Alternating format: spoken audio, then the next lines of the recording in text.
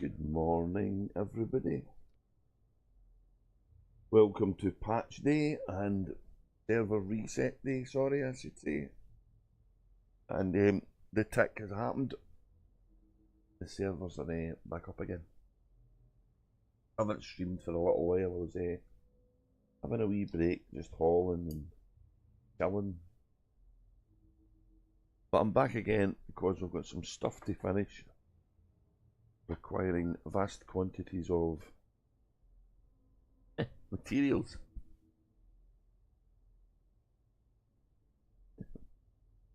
We're sat at one of the bases now. It's not mine. It's I think it's Dark Stars or Star Cats. I don't remember.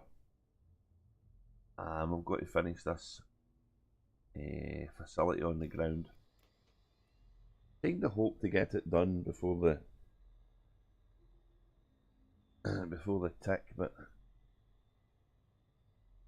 sometimes you just got to sleep, you know. So I'm really looking forward to the Panther Clipper Mk coming into the game whenever that is, because it will definitely reduce the grind fest that hauling can be. Maybe make some of this colonisation lark a little bit less painful. Although we don't really know what Frontier's real motivations for this big ship is. No doubt there's other nefarious things going on in the background that are going to scupper our colonisation plans. Anyway, we'll trek on boldly, as they say.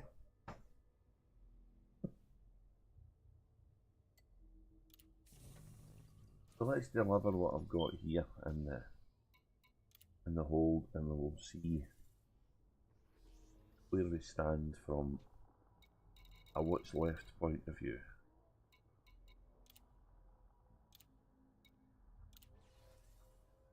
So 286 steel and the rest is titanium, which is pretty good.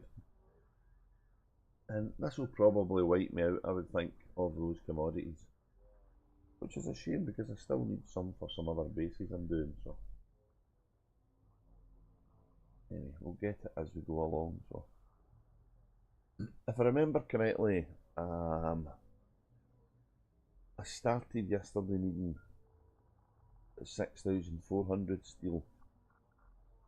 I don't know, 5,300 or something titanium, so we've nibbled away at this over the course of last night and a little bit this morning before servers.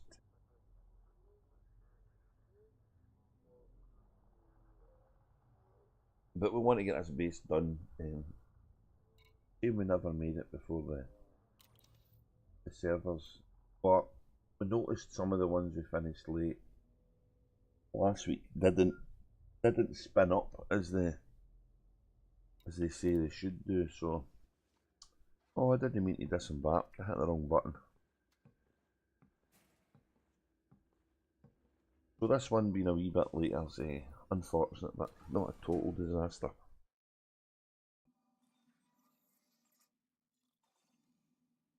Why did I do that? It was not bright, was it? Kind of cool in the daytime, this place. Look at this crater it's in. It's amazing.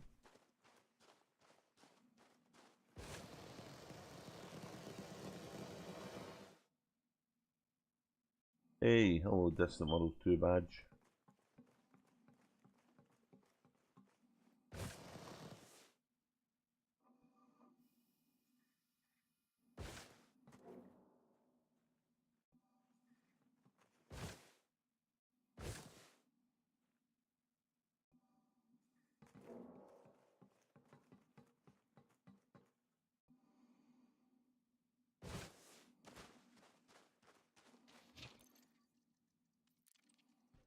Right, let's try and not disembark again. It's just slowing up proceedings.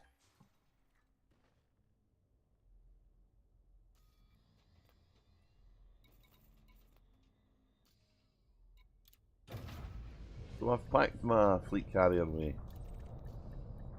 the needful.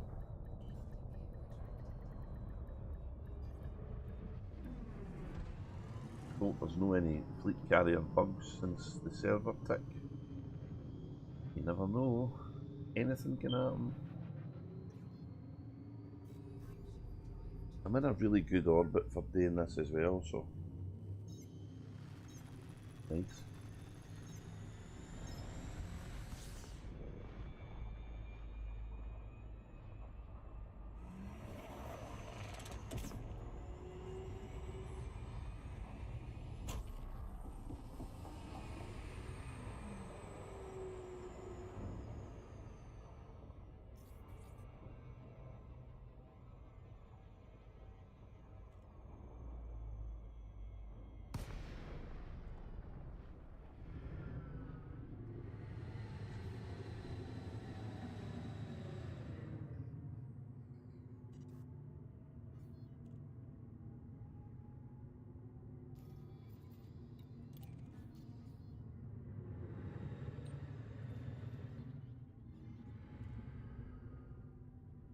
So this base we're hoping to turn into a bit of a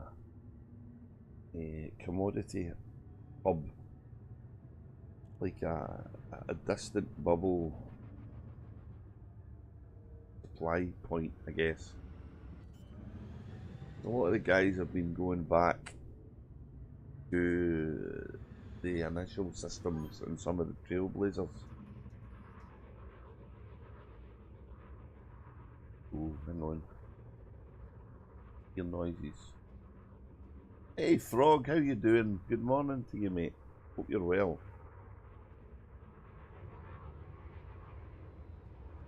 What was I saying? Oh yeah. A lot of people have been travelling back to the Trailblazer ships and stations in the bubble to get stuff.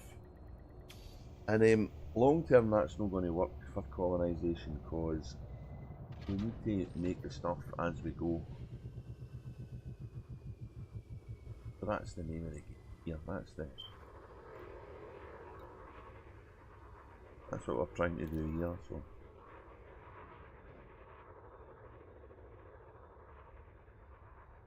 Just move that little window over a bit. Then I can. Yeah, there we go. The Trailblazer ships. So the Trailblazers fleet of ships was put in to help get commodities for colonisation. I think a couple of days after they introduced colonisation, most of the stations supplying the goods we needed were emptied pretty rapidly. So there was people who were stockpiling. Maybe some of them were trying to make a profit, I don't know. And they emptied stuff like CMM composites and stuff like that. So the current numbers couldn't repopulate what was needed back quickly enough. So they introduced the Trailblazer ship. They did a community goal. The more we contributed to the community goal, the more of these Trailblazer ships were released into the game, and they supplied all the materials for colonisation. And they sat about the edge of the bubble just so we could go back. Aye, they were put in for the colony stuff, so. But we're just getting informed, I think it was the last Galnet news, that they were going to be repurposed. Quite what that means, nobody really knows. So they're going to be taken for what they're doing now, and they're going to be either taken out the game or put elsewhere. I personally think that they're going to go over to the Orion Nebula, because there's a concerted effort going on over there for Distant Worlds 3. They're trying to build a hub for starting Distant Worlds 3. So I think it's maybe they're maybe going to go over there and support that effort so that so that next year Distant World 3 can get the best start that's possible. But that's only my conjecture. That might not be happening at all. Either way, it really doesn't matter, because for colonies to become viable and for us to build stuff, we have to be able to provide our own resources. Yeah. Can't mind how much of this I had. 200 and something. 200 and...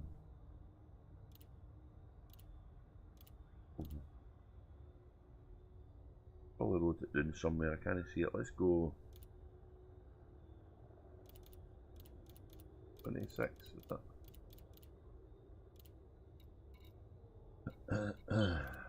Oh, wrong thing.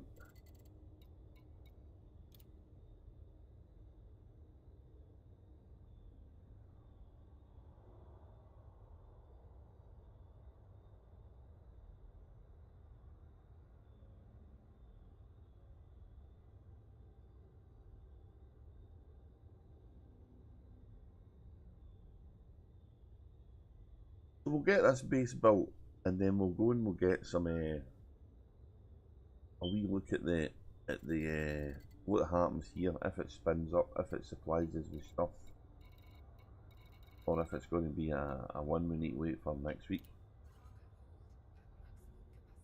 We don't know. We'll get it built and that'll be out of the way. And then I'll go and have a look at some of the other stuff that I'm building in my main system and see if I can finish any of that.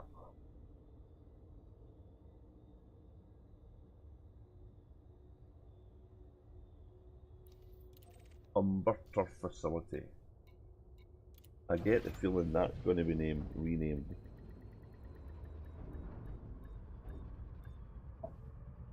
I believe the guys have taken to been calling it hamburger facility.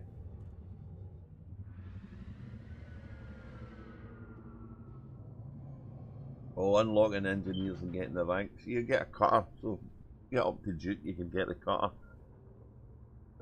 I'm sold on the cutter, you know that though.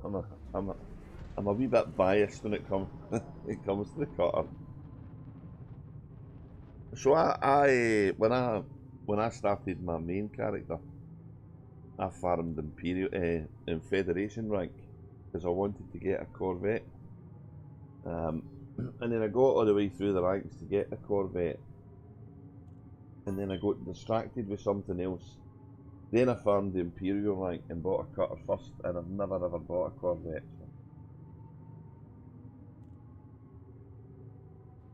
So. 4 ranks will not take you long, especially if you're focusing on it.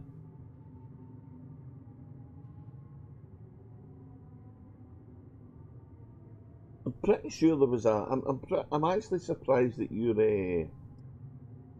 original Xbox account wasn't transferred to the Windows game. I'm pretty sure you used to be able to do that. In fact, I think there was a link. I don't know if it still exists, or maybe it's you don't get to do it anymore. I don't know. It's just a shame you've got all that resources on that player and you can't bring it over here. PlayStation, oh, did they not let that happen? No. I mean, they never did that.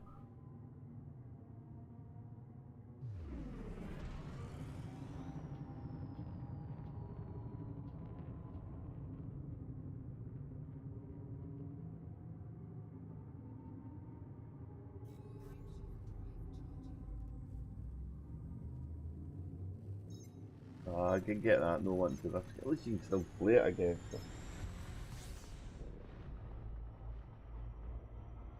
Are you getting tempted by Odyssey at all? Has watching has corrupted you?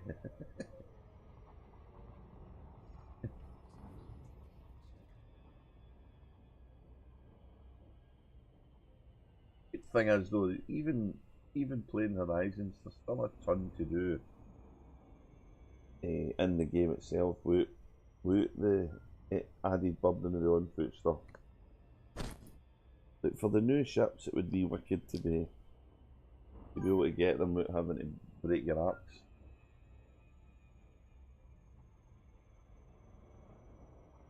Yeah, I get that, mate. I can understand the annoyance. Like I say, I don't think it's been all 100% down to them. I think there's been a load of bureaucratic red tape involved here. doesn't make any sense to lose a player base for a game that's doing well. It just, yeah, it just doesn't make any sense.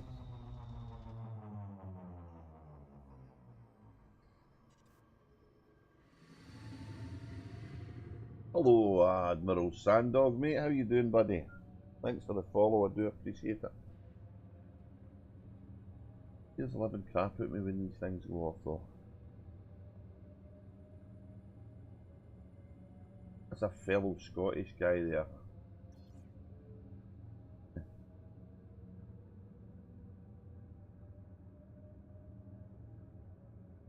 I'm going to crash if I don't stop.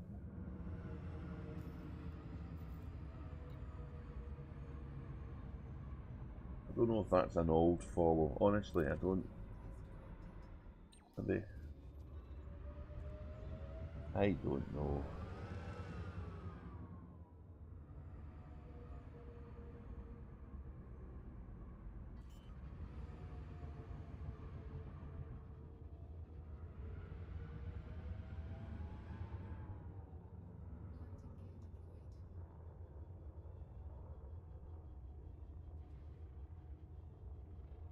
It's so good, the crater looking. Look at it. Big icy world.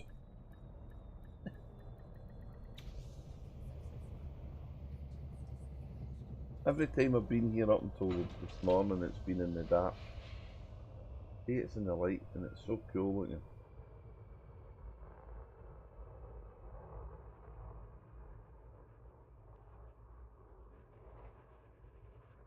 A racetrack, isn't it? It's such a racetrack. It's like that old game for the 80s that you used to drive the car around and you look down in it.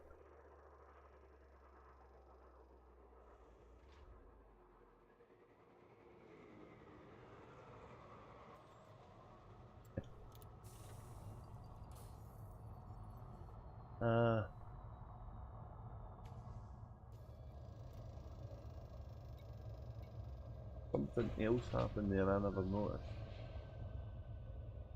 I don't get the things telling me what's going on. I don't know.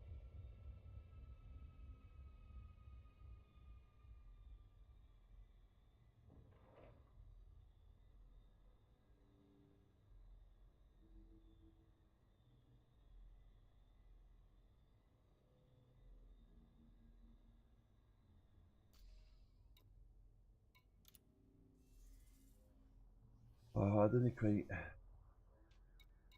remember the right numbers of that. Wrote it better. I'll never forget 60. 60. 60 and 3,835. Right.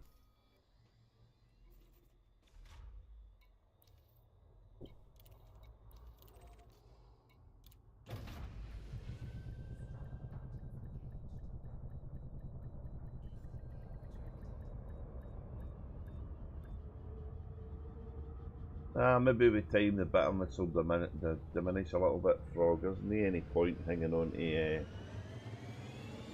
stuff like that. Sometimes some of it is in the control of people, sometimes it's not. So, on the plus side, at least you're still enjoying the game, so that's good.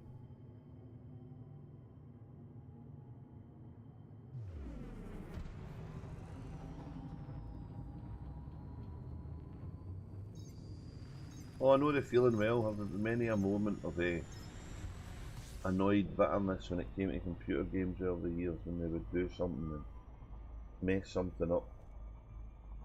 Many a time World of Warcraft pissed me off because they did something to the specs. It just seems a long time ago, and maybe I'm a bit. I'd love to say older and more mature, but I'm just going to say older and let everybody else be the judge of the other one.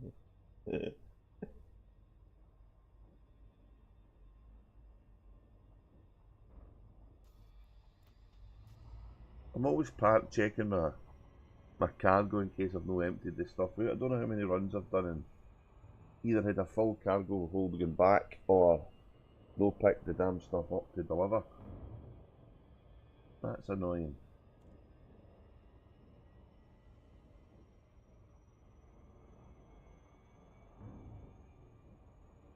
was trying to put together stuff to make a VOD, because I went a little exploration run middle of last week.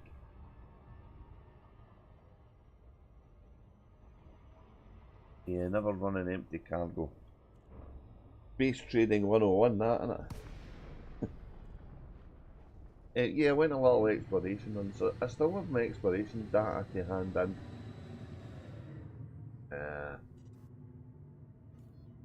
Which I'll try and remember and do today.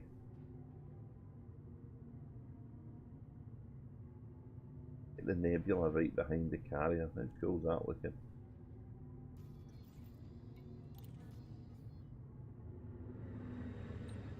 A photo opportunity here if ever there was one. Maybe not. Carrier's right in front of you. Look at that.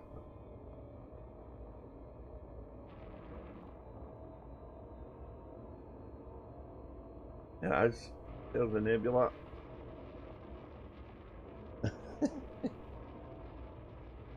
Yeah, I went exploring because the whole point of what we're doing here is trying to build a bridge to Witch Head Nebula. Somebody's got it in their head that going to Nixon Witch Head would be a good idea. I'm not going to name names, they know who they are. And to be fair to them, I actually think it's quite a good idea as well. It'd be good to be knocking on the door of that region of space.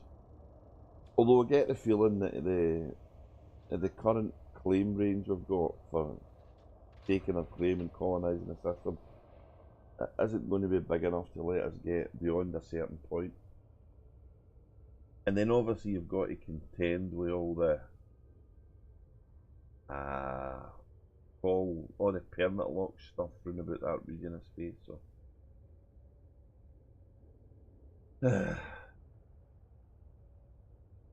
and it's just unfortunate that maybe no unfortunate, it's good they're doing stuff for Distant Worlds 3, but it takes a lot of people away from other wee projects folk can have, so can't believe that was 3305. Wow, 6 years ago Distant Worlds 2 was. Time does indeed fly, so it does.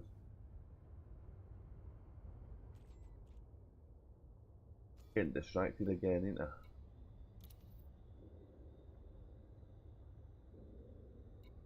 So it's 60 steel we needed. Was it 60? Oh my goodness. I said I wouldn't forget that, didn't I? I should know my memory better than anybody.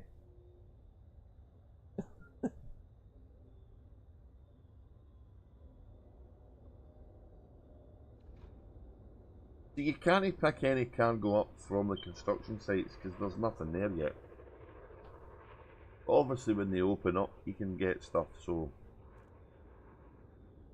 we'll take a little wander and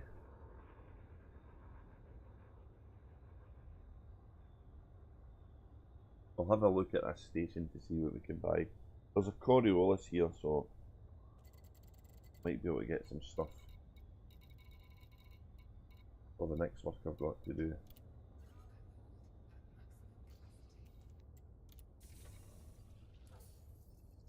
Maybe this base will power up and give us some stuff as well. That would be really convenient. Okay. Back to it.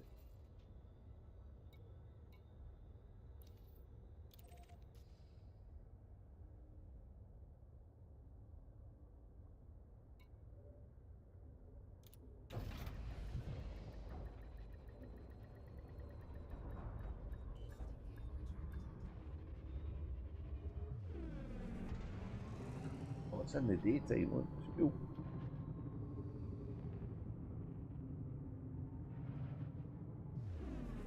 Icy blue world. Even looking at it looks Baltic, doesn't it?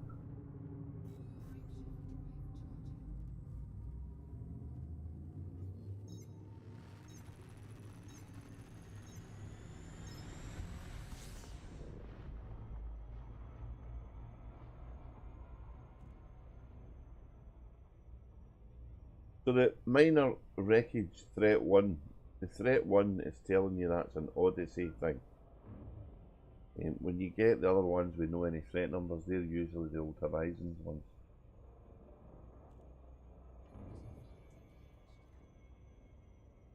A rough rule of thumb, that, of course.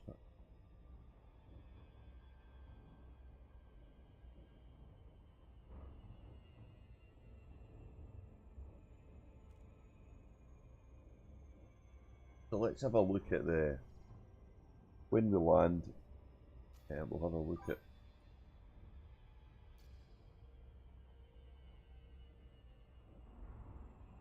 We're taking over, mate. How you doing? How you doing, Sandog? Nice to see you. This is a planet-based frog, aye. This is one that we're building. No doing any combat, Sandog, or any of that hard stuff you guys do. I'm just chilling out, delivering. Never got finished yesterday because I had to go to bed. I was knackered.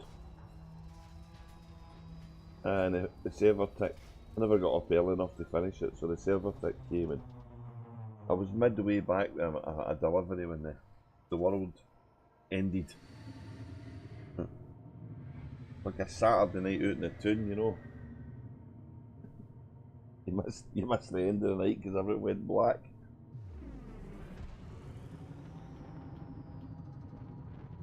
This is a ground base, aye. So the Odyssey ground bases, material wise, tend to be better than what the Horizons were before them. I don't know if that's still a thing. Ask away, mate. Ask any question.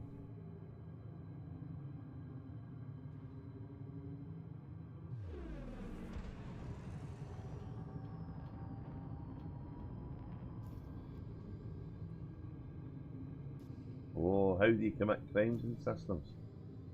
Doing anything illegal or gives you a fine is committing a crime. Killing somebody when they're clean is committing a crime. Hacking the hollow things when you're in a clean system, or it's no your own system, is a crime. Stealing stuff is a crime. Going into the different Horizon bases and scanning the ports when you're not meant to be there is a crime.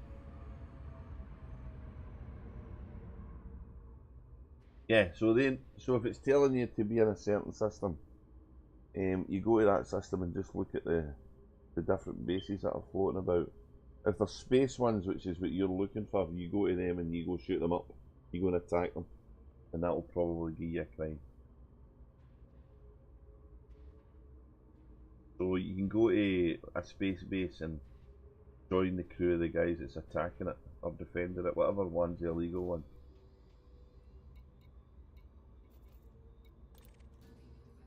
Is that for your power play stuff, yeah?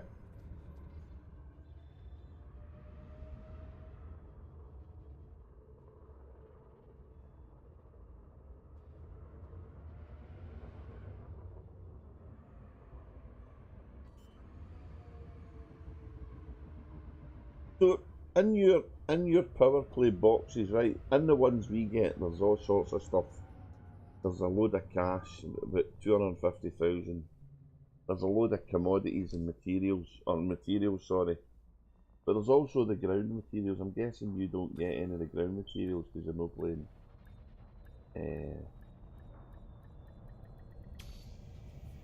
You're not playing Horizon. Sorry, you're not playing Odyssey. You're playing Horizon. So it's pretty good for materials, that thing. Let me deliver this and I'll show you. I want the ring back. Hope I remember the number here. Yeah, you only get 5 to do till like about rank 40, and then you get 10 to do. So listen, don't worry about that. You'll rank up over time. You will get there. 3,103 left. Right, the steel's done. I don't think I can check the mini care packages here, but you go to this screen and you go in there. All your power play bump will be in here. So I get 10 missions. That's the most I think you can get. That's the kind of stuff I get.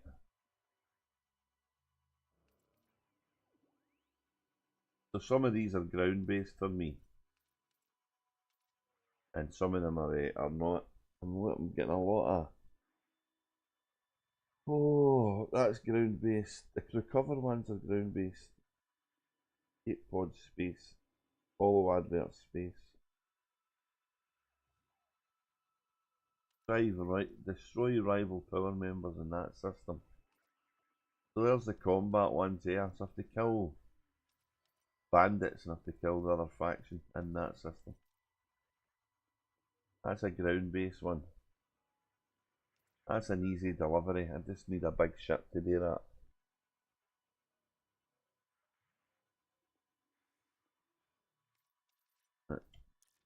The thing that always amazes me when you look at the leaderboard for last week, these guys are getting 786,000 merits. And this has calmed down a bit. When it first started, guys were getting 1.5 million merits and stuff in a week. That's fucking insane. The day just sit in the computer all day and no do anything else.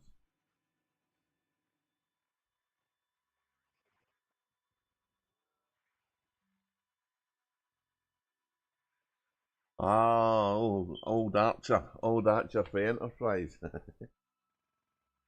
I was with Hudson. So my main character was with Hudson before the Power Play 2 thing changed everything. And I never really did a great deal of power play on this character because I was merely it was merely an alt, just kind of finding its feet and stuff. But then I go, the engineer's done and the money come in and you know the story. Ended up my alt got slightly better gear than the main, which can happen a lot. So he's done. He's away. He's by 100. He's away. Top 10% is good. You get decent money for that as well. 50 million, I think you get for that.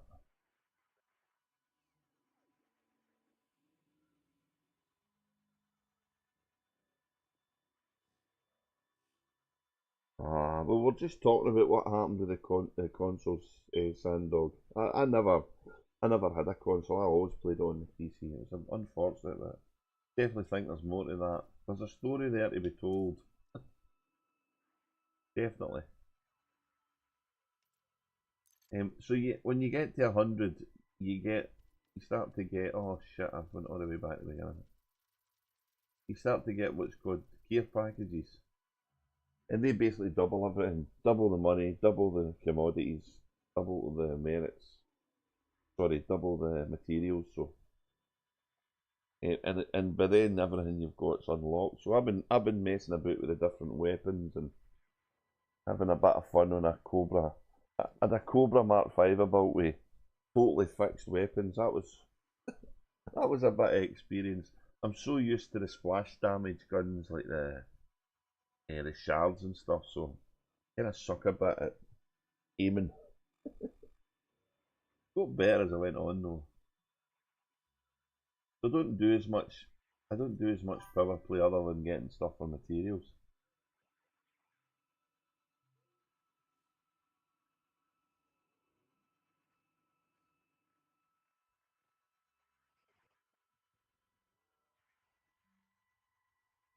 Yeah, well, I think everybody was entitled to feel a bit aggrieved, but like I was saying to Frog, he's a guy who was on the PlayStation. I don't really think this has been.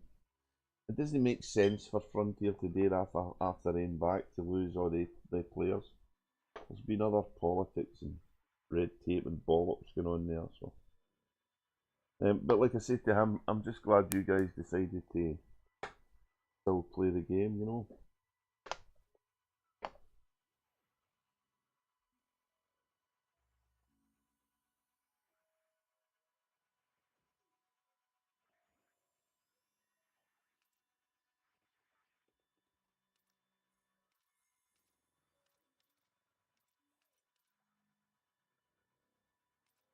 So he's with Archer, and the other guy I've got who was originally with Hudson, he's with one of the independents just for the hell of it.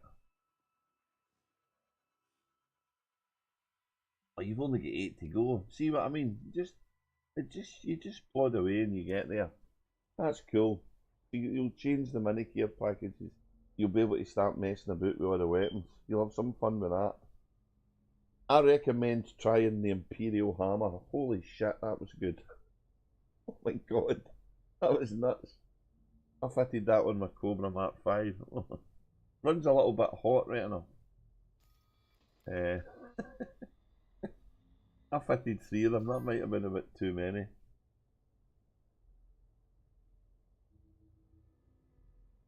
Hey bother, Sandog, work away and you take it easy, mate. Have a good rest. And I'll pop in and see you if you're on streaming later. Take it easy, man. Thanks for saying hi and thanks for the follow.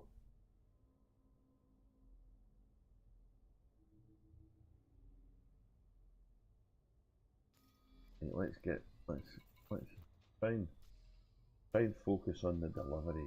You know, hard to do, but what to get done.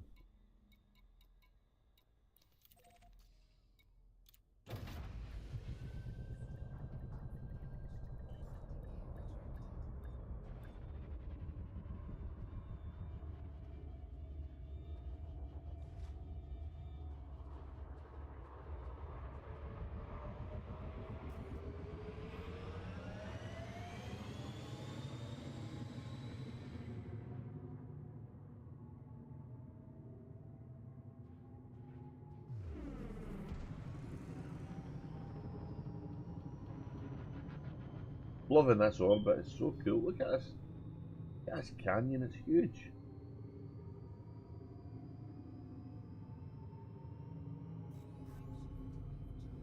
I want to get more photographs, but I can't stop. I'm going to deliver.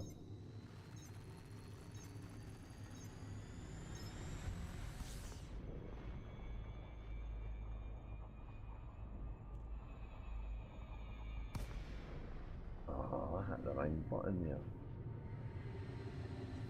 I hit the wrong button like an idiot.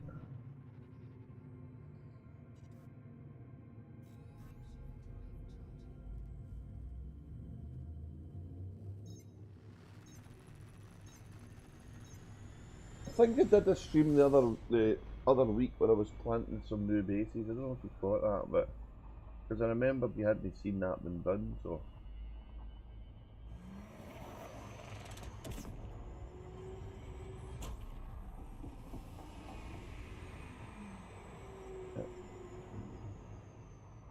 The next time I plant something, I'll try and do it when you're watching so you can see it.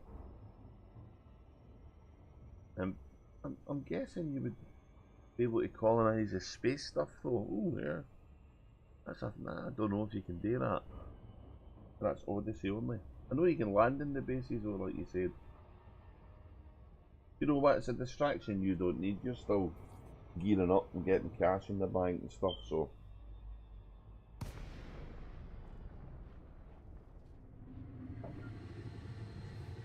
Maybe not a bad thing.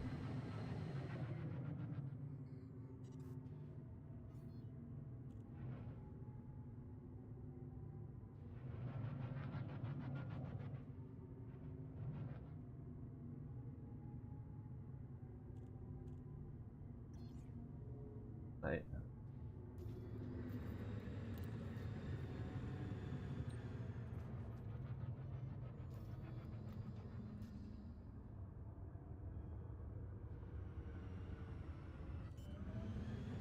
So we can basically just take nothing but titanium now and finish this base.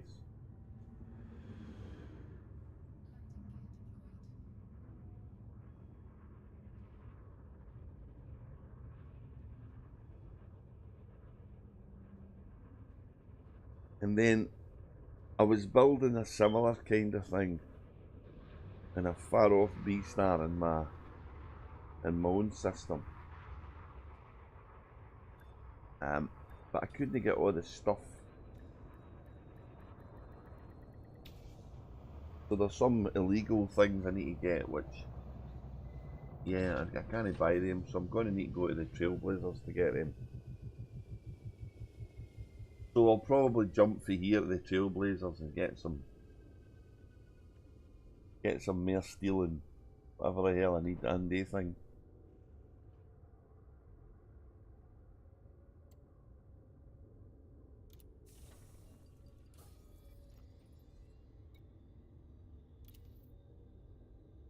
I've got steel there still, which is good. Going to get rid of this. We'll not have much of this left either.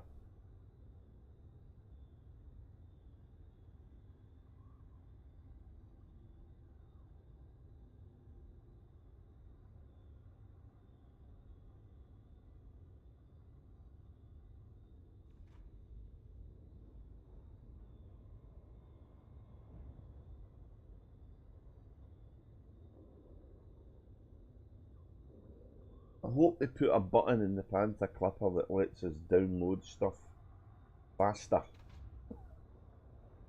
Be a fleet carrier. Put as much as you can in here.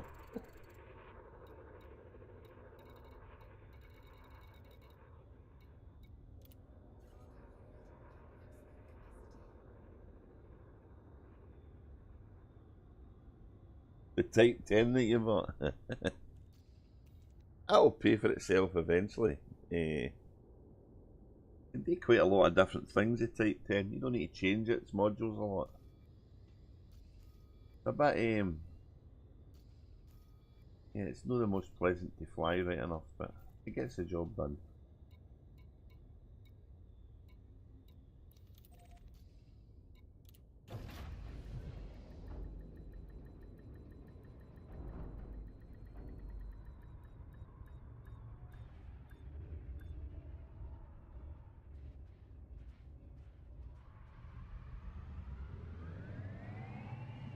Oh, I think the Panther's going to need to go get it for the ground bases. So you go and park your carrier and then you go to the ground base and pick it up and either drop it off at where you're delivering it or you drop it off in the carrier depending on how far away it is.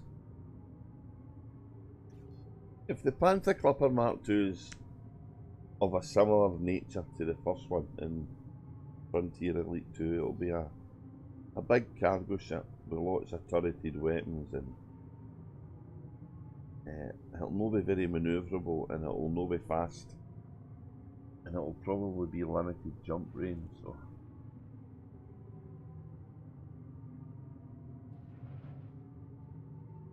but we'll not really know anything about this until potentially the next Frontier stream, but definitely when our Vanguard comes out we'll know.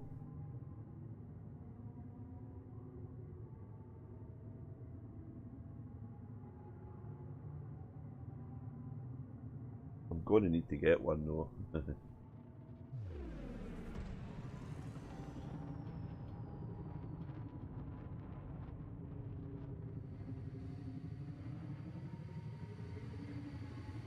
Back to the Guardian sites. Oh, I've got a picture of that.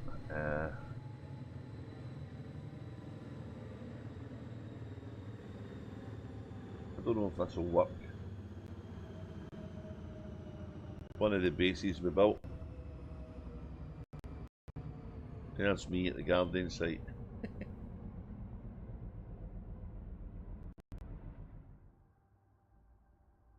Oh, that went off too quick, that last one. I need to fix that.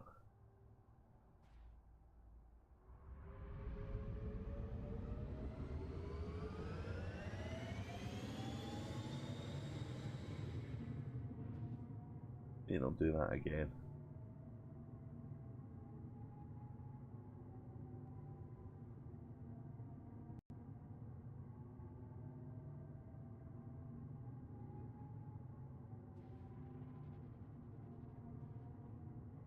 Yeah, just pick them up now.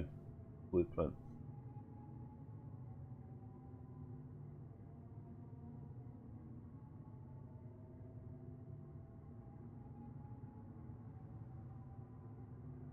There's the Guardian site there.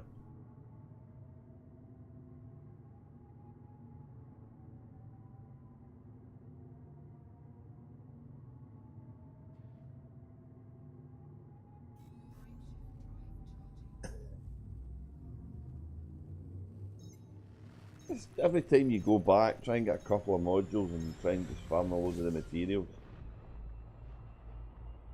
Keep them topped up. You can't trade the Guardian ones, they're a pain, so you have to get them for the bases. But I don't think the quantities are they're not too bad if you kind of do it sensibly. A lot of us, a lot of us were fortunate because we'd done Ramtaz mission, which got us a lot of the materials before we even really knew what they were for. So it was the same with the Thargoid stuff. We were picking up Thargoid materials and we had no idea what they were for.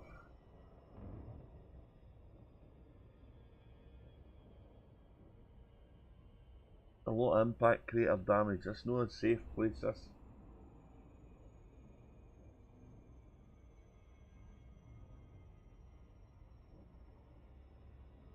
Go to the data stuff, maybe. The material traders guys, aye, they're very good. But there's no a Guardian one, so you could probably get any of the materials you need for the modules for the material trader. And you buy the commodity. Make sure you get the cargo space for it. And then you'll unlock the module. I did all the modules, I think, and I never did a few of the weapons, but kinda got to grips with shards and that was enough. Although I think Ecstasy's got the Gauss cannons, they were pretty good as well.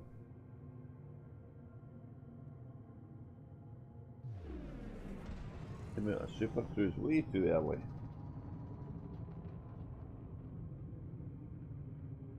Too busy looking at the canyon and other shit.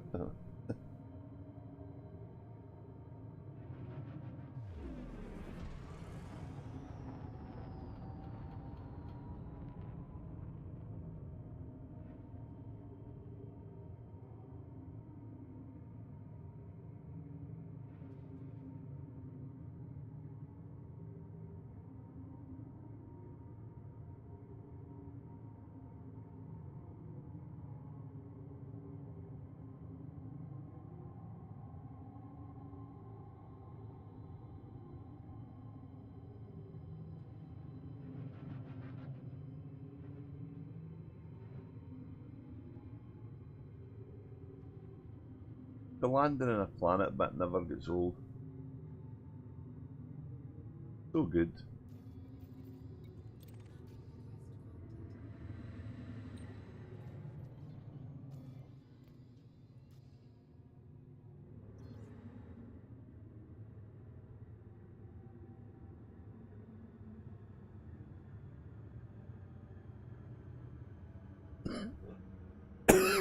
Excuse me.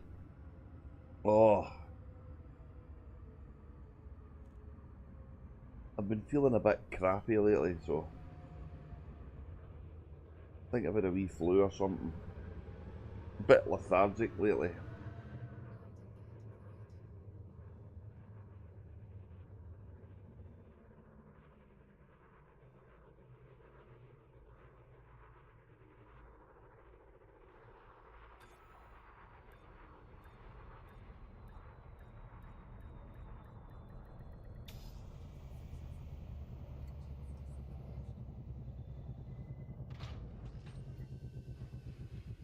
Hello Matt, how you doing mate? Pollen, man, I never thought about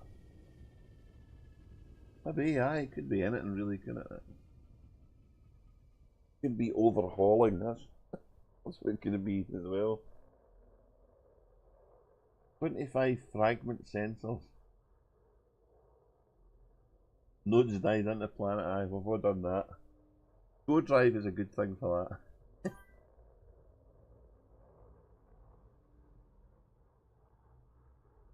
You hear from my chat property values. That's great. I always look forward to the verbal dialogue we have. It usually ends up in people falling off chairs and stuff.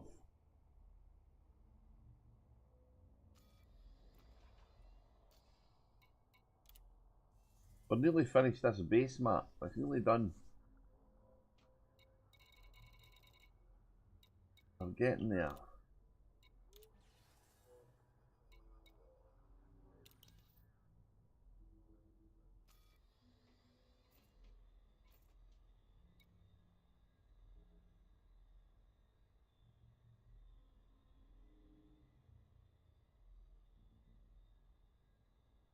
Planet is intimidated by your active insanity and hatred towards reality. Indeed. Really the only way to be. Don't let reality spoil good fun, you know. Oh, why am I not taking off? There we go. Wee bit of lag there.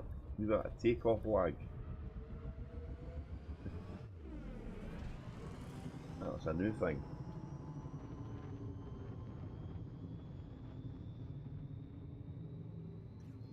I was showing Frog some pictures I did as well.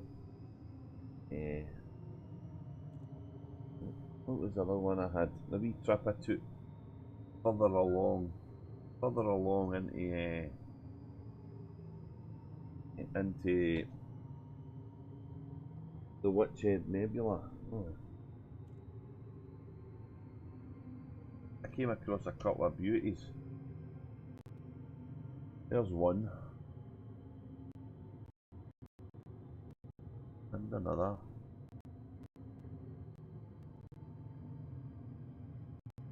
Another. Damn good worlds to be. They're good. They were good for what do you call it?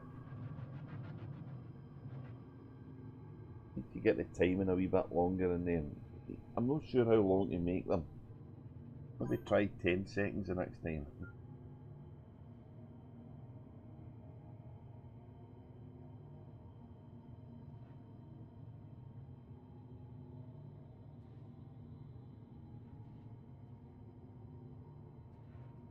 Was somebody eating themselves in the air again, were they?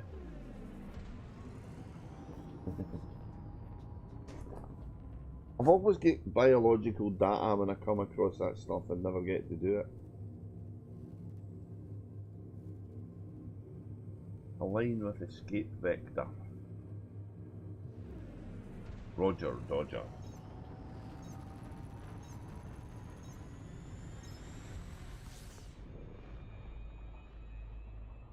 I'm just plodding, mate, I'm fine. I'm making about $1 million every time I sell stuff, so that's good. Oh, another fun packed day at work. Red tape and bureaucracy notwithstanding.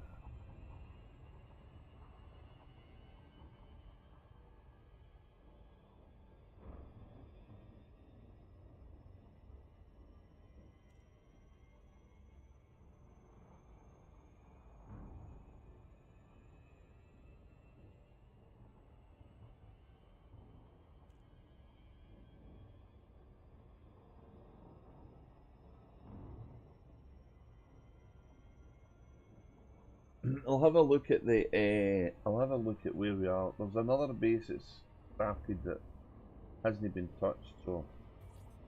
And I don't think I'm going to touch on it next week because I'll have a wee break for the hauling lap. I've got some stuff I need to do in real life as well. Hi there, Phaser, mate. How you doing? Nice to see you.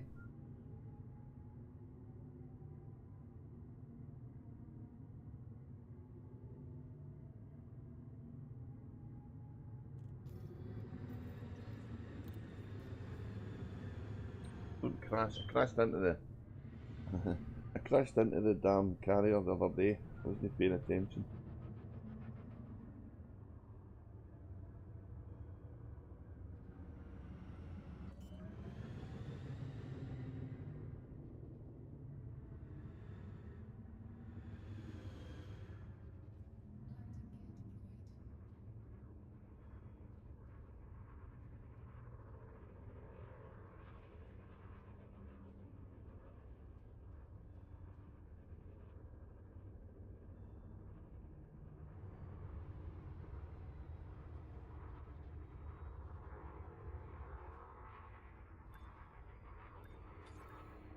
Yeah, I'm the same, going to be moving as well. Yeah, some stuff to happen before that can happen though, but I'll just take it one day at a time, that's all you really can do.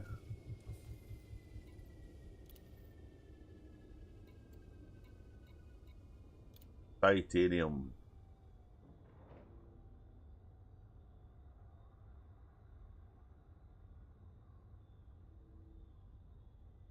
Oh.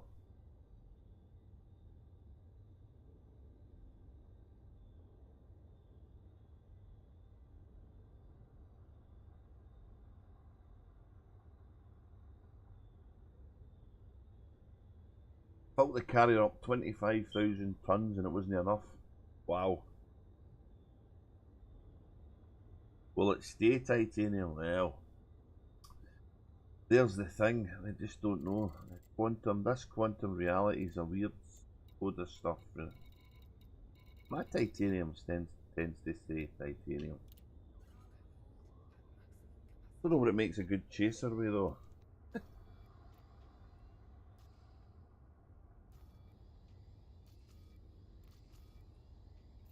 So we're needing titanium now, so let's hope it does. For the hamburger facility. Yeah, it was weird. I never watched the video back to see if she did buy the thing. So if she did buy what we expected and it changed, that was weird. Can't even blame the onion head, can we?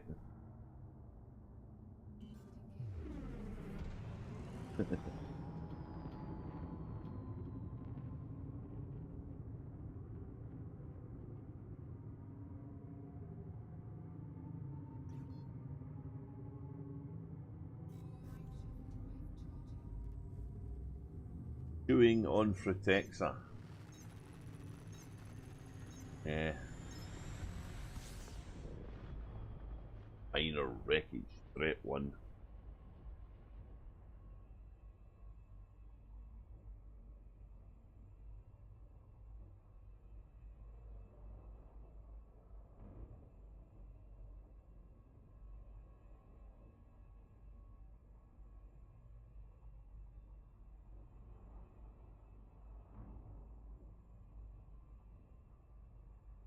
Yeah, that's a strange bug. Or a future feature. Take your pick.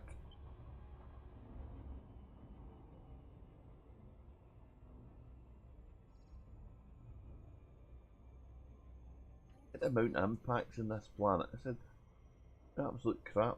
Beat at it.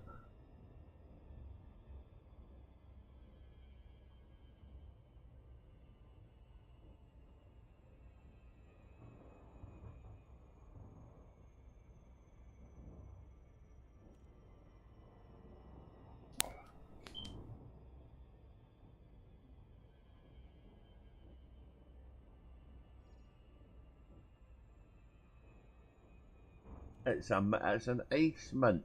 It's a chocolate. It's a kind of it's a kind of icy mint flavoured ice cream world, isn't it? Goes well with the chocolate world we've found. That's the chocolate world system. Is that the other one? I think that's the other one.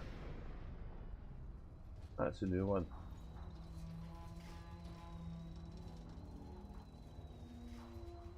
Chocolate planet.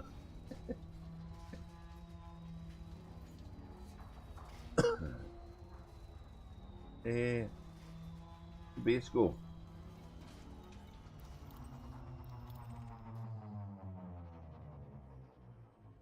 The base go. Huh. Over there.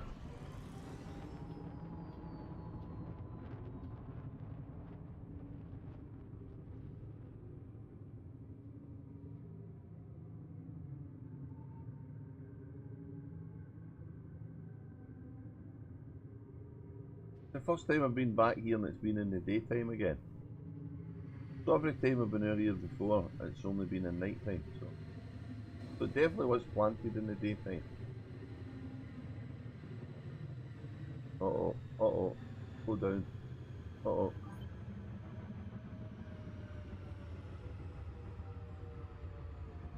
Yeah, you can build. So your primary base is always in space. But then after that, if you've got planets that can be constructed upon, you can put ground bases on them. So this one, look at that, look at right at the edge of that, look. Health and safety would never approve of that, would they? Big falls and stuff. Be upset.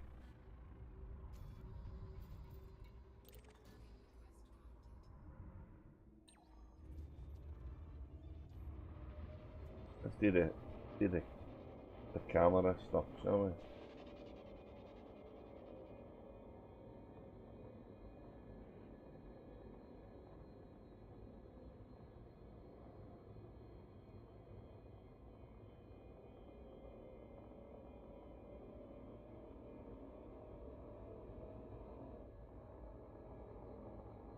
I can't do this. Others make it look so good.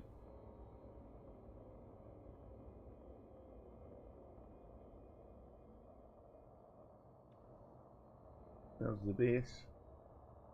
In the crater, in the other crater. Look.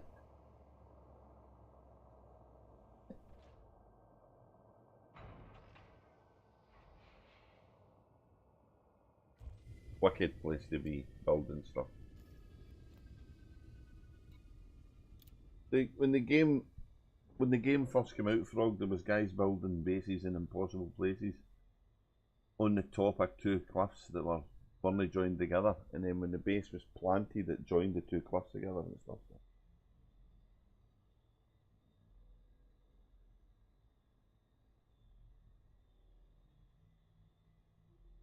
Oh, it's going to be slow, the Panther Clipper, but it's going to be worth it if it's got a decent haulage capacity, because I think ultimately it'll speed stuff up. I don't know what it's going to be like when they engineer it, you know.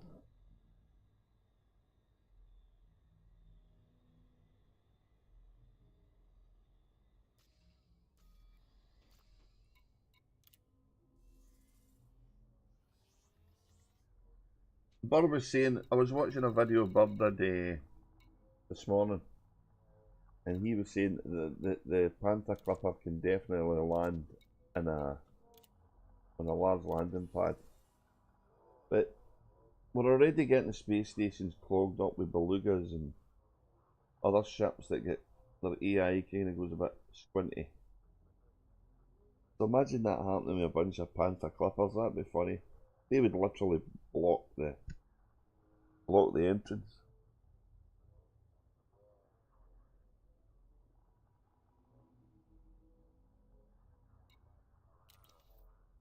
He doesn't reckon it's going to be the old powerful ship that the original Panther Clipper was, the Clipper Mk. Because obviously there's PvP and other things in the game now that didn't exist for the original stuff. But that's okay.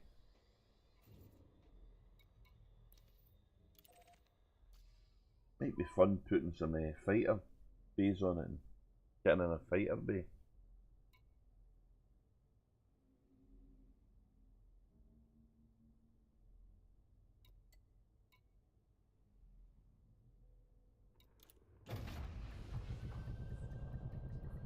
You going to get one, Phaser? You going to try it?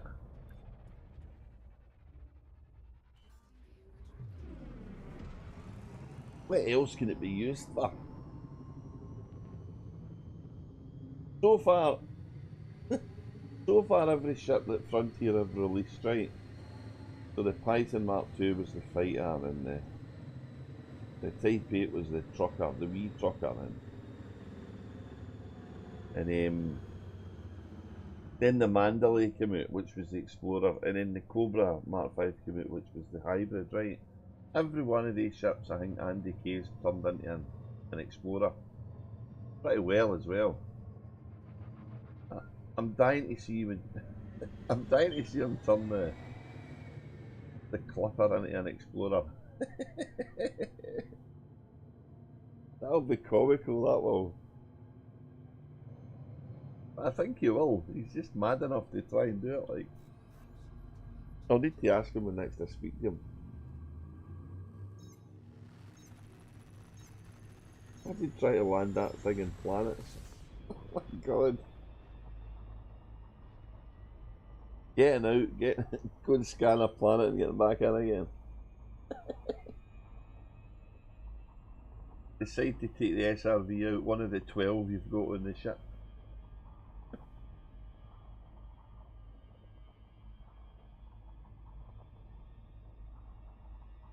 There's going to be some people doing weird things with Panther Clippers even Frontier didn't expect.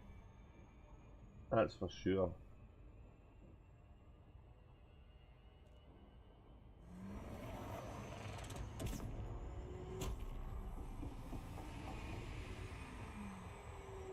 Yeah, just dunt the planet over a wee bit as you park on it.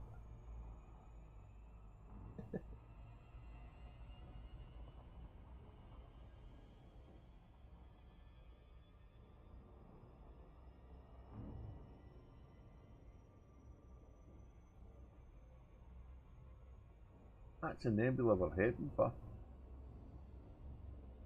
Although I think the big red one's burning. Look, it's that wee blue bit in front of it we're going to. Or we're trying to go to. I think we need I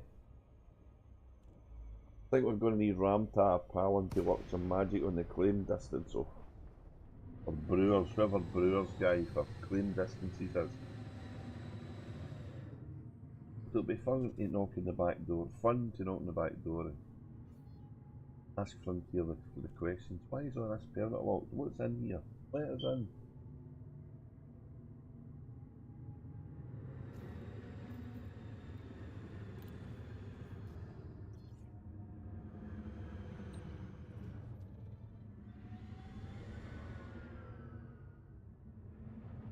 Yeah, I'm going to try it, I think, as well.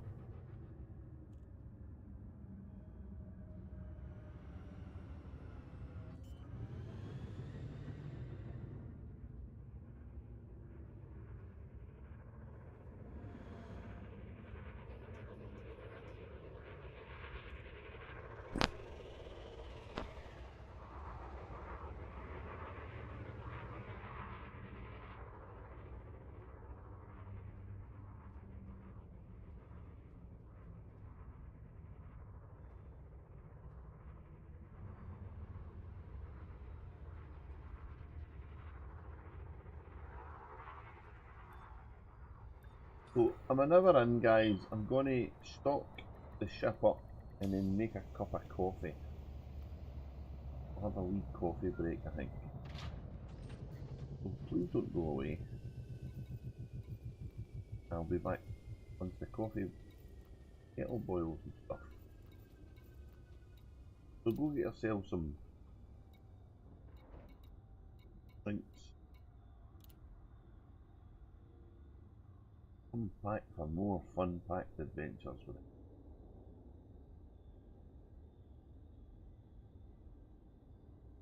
I'll get this loaded and I'll go get coffee. I will return.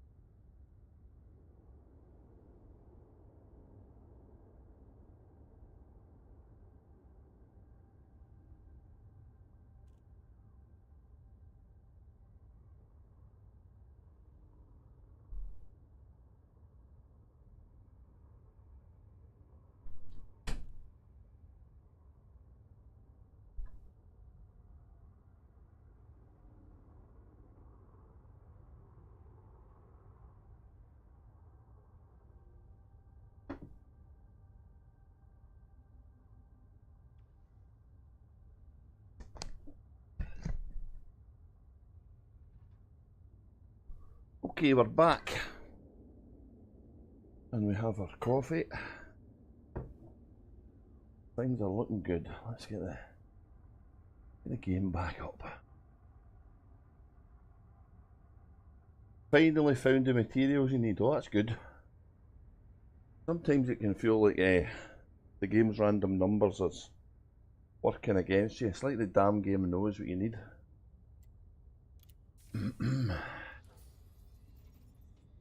Working as intended.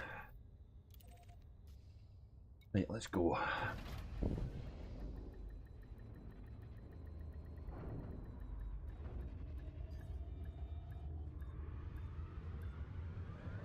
Thank you very much. We have coffee. All's good in the world.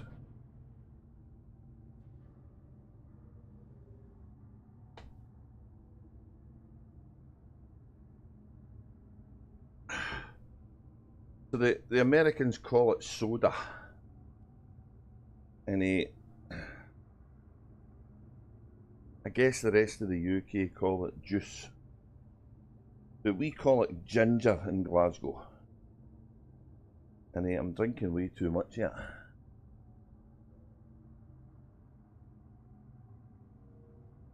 Sometimes you pick stuff up when you're looking for something else, though, so the game can be funny that way.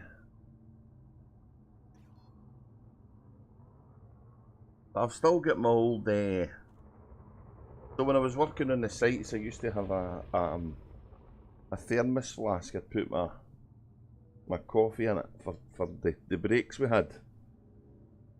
Not that we got many of them, but we got some. And that kind of kept it hot all day, so when I stream I make a cup, and I've got one of these vacuum sealed lidded cups that keep it hot, and I've got the wee vacuum flask, so I get 2 cups for the one boil, so that's me, that's my bit for the environment.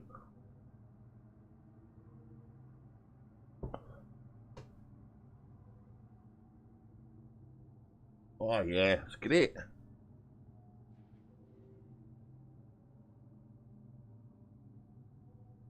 Two cups for the price of one, you know. It empties the kettle though. Oh, gear up. Oh, gear up. No guns out. Away we go. That's it. One of the reasons I don't want to get one of these newfangled Otis things and all the buttons is I'd never remember them. It took me long enough to remember what I need to press on the keyboard. So the prospect of having to go to, I dare say it would be quite immersive, especially if you play the game in VR. That would be cool. But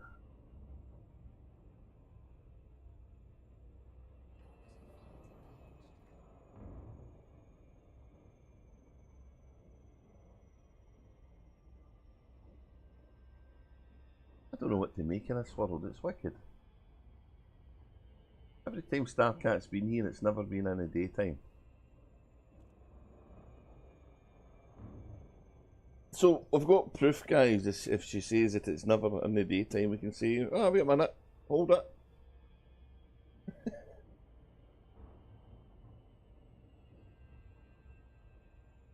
I get that, but Phaser, you know, if you use the controller with the Xbox and you kind of got used to the Xbox stuff, then why fix what's no broken? No, I've always played computer games with a mouse and keyboard, so you get there, we're out there, and it's daylight. What are you trying to say, Matt? I don't know. I don't know.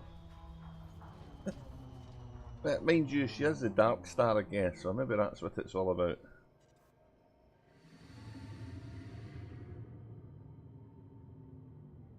See, that's really funny, Phaser, because Andy, I think, he uses the flight stick. I'm pretty sure he's got 2 now. Or maybe he's got the throttle on the stick for flying, and he uses the hand controller for on foot. That's another thing I can't use. I keep meaning to try and get one and get with the program and get myself caught up in the 21st century, but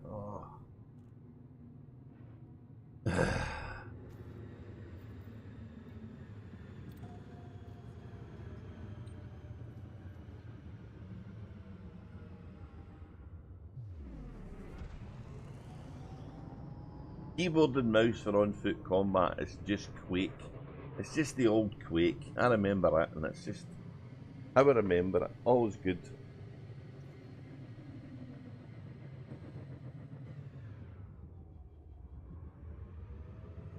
Controller to drive the SRV, that's cool.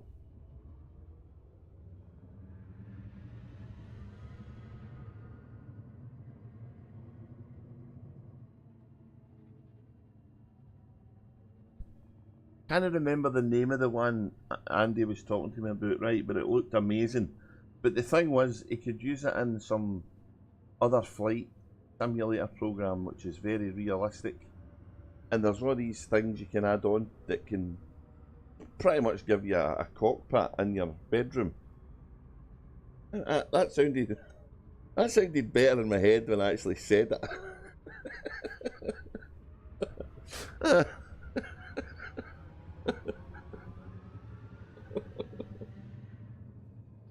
So he's got you can have the whole flight, you know, set up. Is really cool.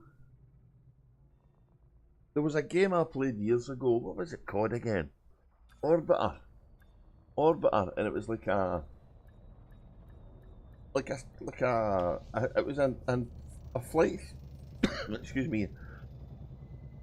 Excuse me. It was like a flight simulator, but it also took you into space. It was really good.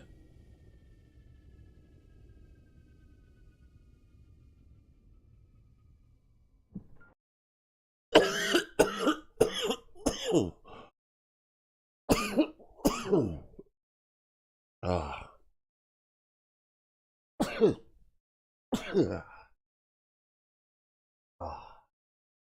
Sorry, the fit a cough in there. That's better. Orbiter, yeah. But what was cool about the program was there was add-ons for it.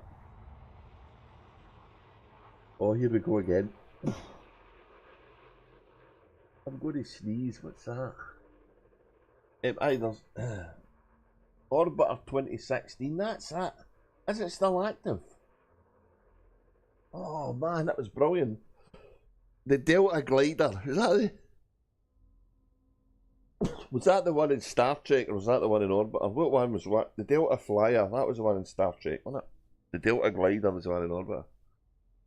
What I liked though was somebody had wrote an add-on to do the Apollo missions, the Saturn V stuff, the whole landing on the moon. It was amazing.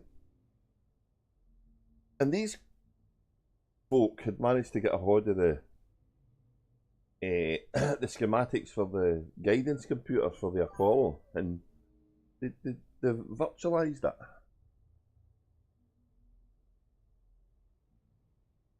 Your tab logged out.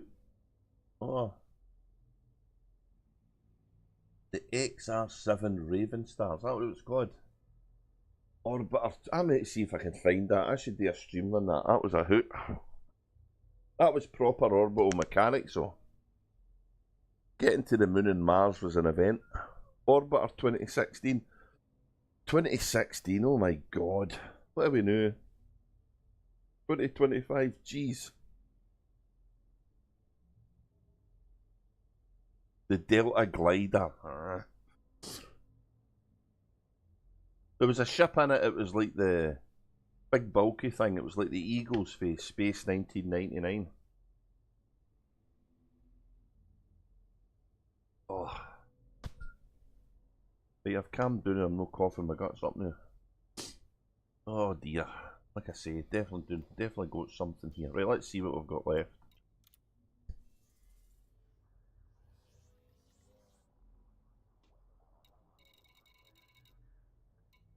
Oh, we're getting there, guys. We're getting there. Oh, next run, we're done.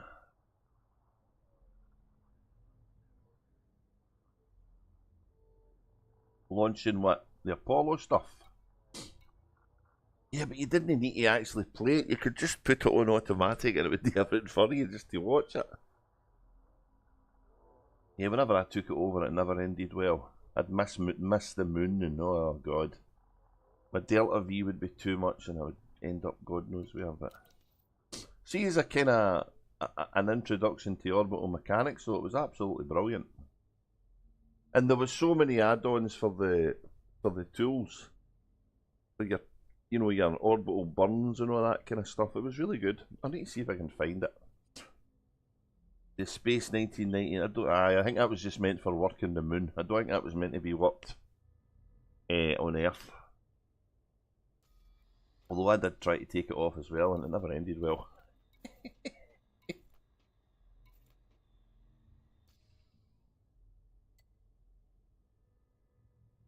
I was watching the thing for the Burr Pit when they had Frontier talking, and they were talking to the ship design team.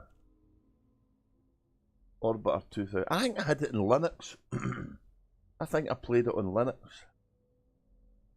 Because the original came with any sound, and then you bought a sound add-on for it. It was good.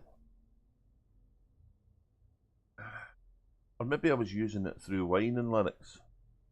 I don't remember now, it was that long ago.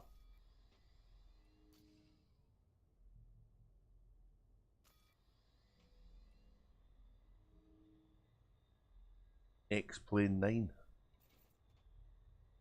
I don't know if I was... So the only kind of driving games I was into on the early PC days was one... Remember one called Destruction Derby? That was great fun. That was the best fun in the game. And that was, I'm sure it was a DOS game. That's how long ago it was. Oh, nearly. There'd been a fine on the card there.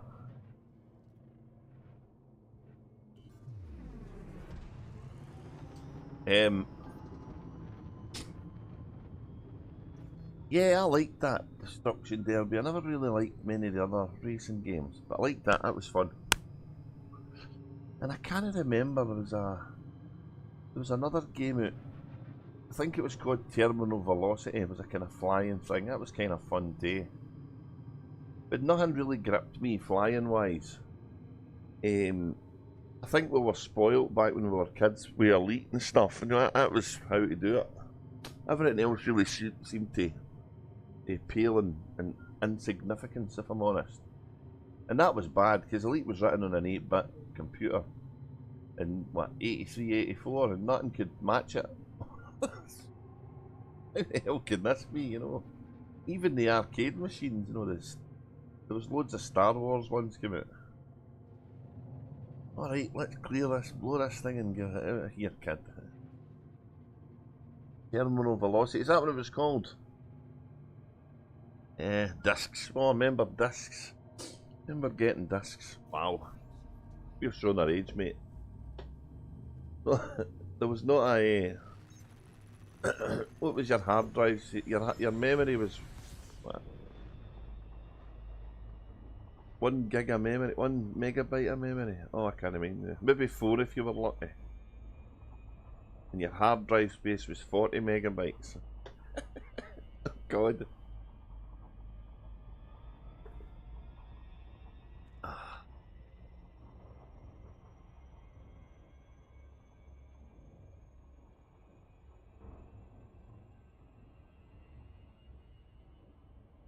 Commodore 128. See, the Commodore... I don't know if it wasn't big over here, or it just was... The market was flooded with ZX Spectrums and BBC Micros and you know, their equivalents. So all the rich kids tended to have the BBCs. All the schools had the BBCs.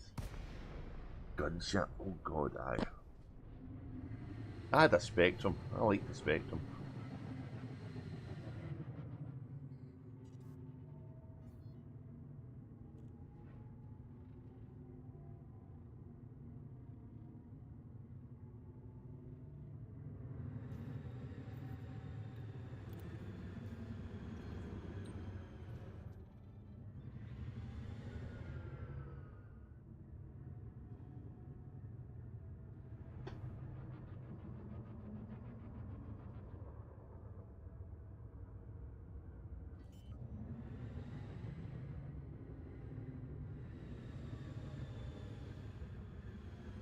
Commodore Amiga, yeah, they were 16-bit though, weren't they? I remember that. Remember them coming out. They were the next kind of generation. Although they kind of PCs, oh sorry, they kind of happened around about the same time as the PCs, but PCs were dead expensive and businesses had them. And then obviously the market started to get the 286s and stuff like that. A Commodore Amiga, yeah. I think we just called it the Amiga here. Maybe that's why I don't remember it as a Commodore. Amiga 512 rings a bell. Or Amiga 500, was it? Ah, loads of old folk play Elite, dude. Nothing to be ashamed of. If it wasn't for the old folk, they wouldn't have this game. That's a fact.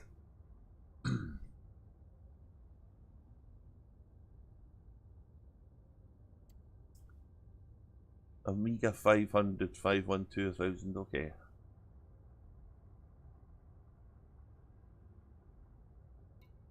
But yeah, I don't remember how much I have to get, so I need to check the map out.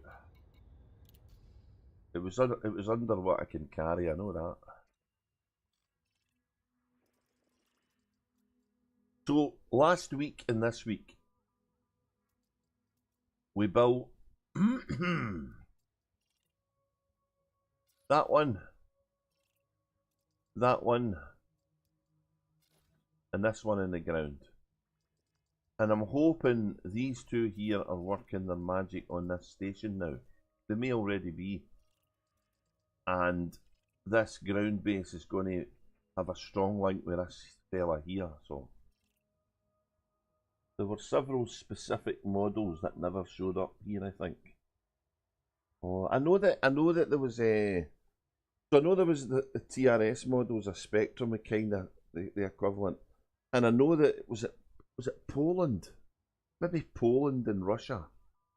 They took the Spectrum to new levels. They had all sorts of higher res graphics and stuff back in the day. So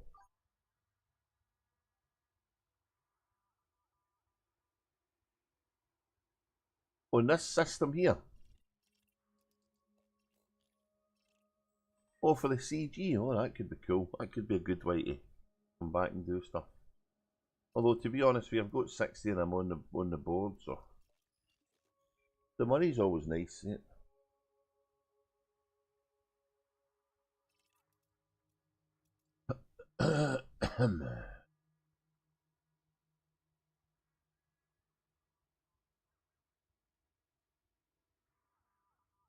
I've been to this station a few times and it's been weird. I've had it bug out in me twice, just nothing in it, and then it was back again. So I don't know if that was the flaws yesterday. And we've got these planets here. And we've obviously got this one. We have to get something around the Earth-like world, but we don't want to overload the system, so I don't know the best way to go here. It seems an awful waste not to put a space station of some sort there, though. I just don't think we're it. I don't think any of us are ready to build another Coriolis, if I'm perfectly honest with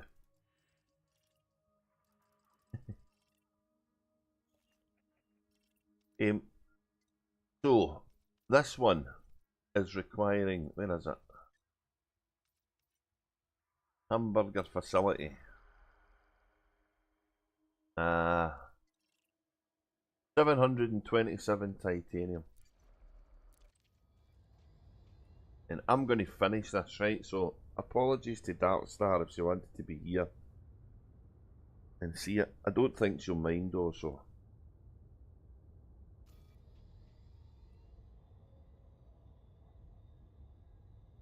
Oh man alive, 720 something. That's terrible. That's minutes and I forgot what it is. Ugh, getting old, it sucks, eh? Titanium.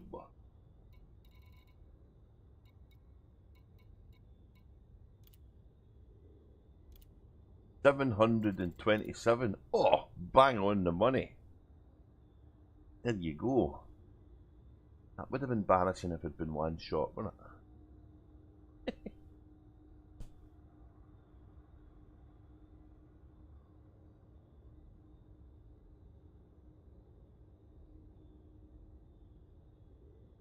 I'm needing to get some microcontrollers. I'm running out of them. I don't know why I've got domestic appliances in there. Nobody wants them. It'll probably say that it's just it's still waiting to be activated. But normally the ground bases seem to work, even though they're in that state. And there'll be wee patrol guys. There'll either be wee patrol guys patrolling it, or it'll be one we can go inside. So I think this is one we can go inside. I don't think any of the other stuff will be up though, but we'll find out. We're hoping it gives us a. We're hoping that it gives us a refinery contact though, because that's kind of handy.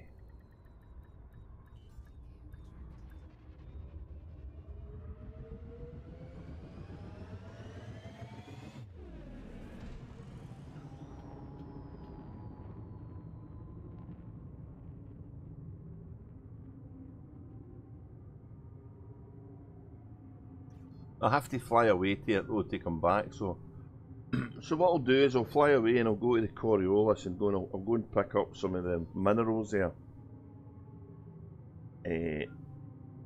Because that'll let me restock for what I need to do next.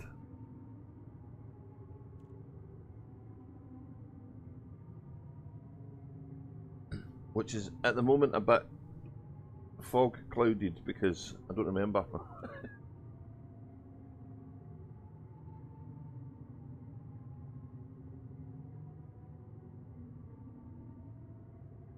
But I do know that this week's not going to be as much hauling. See you later, Matt. Take it easy. Thanks for saying hi. Always a pleasure to see you. Rest well.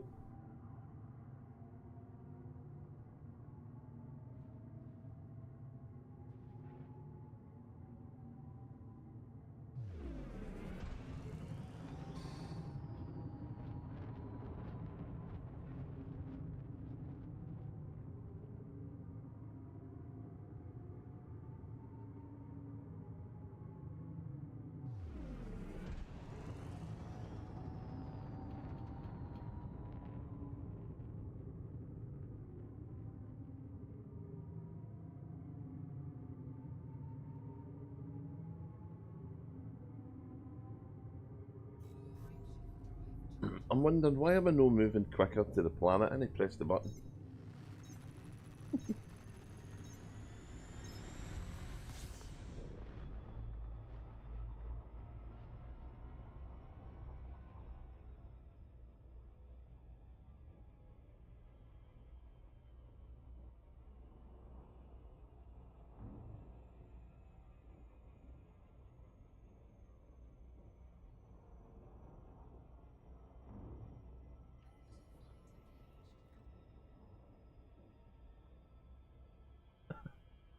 Oh, it's no fooling now. It's this has got the last load though. The cutter's a great ship for hauling. It's a lot of people don't like flying it because it's really slidey and drifty, and that's exactly the reason why I like it. The Type 9. I mean, I'm hauling in the Type 9 on the other guy because all of his ships are in Colonia, so.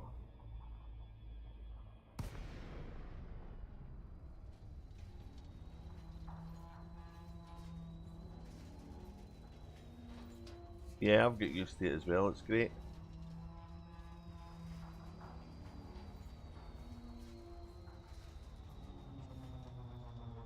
You can engineer a lot of the slowness out of the Type 9 and get away with it, and it has got decent.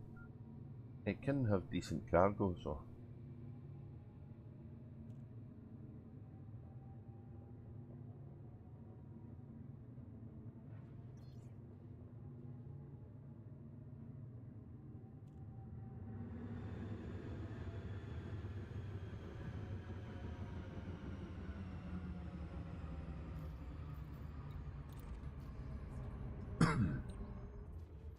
But trying to do this with docking computers is madness.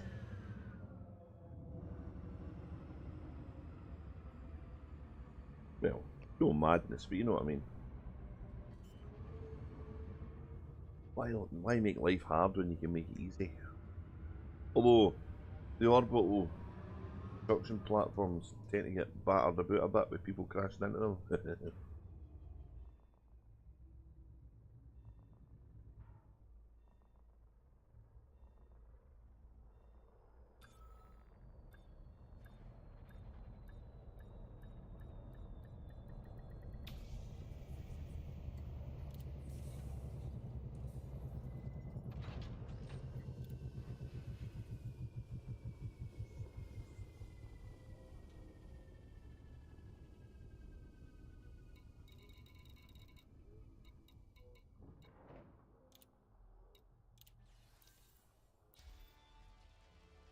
Happy days. Another facility done.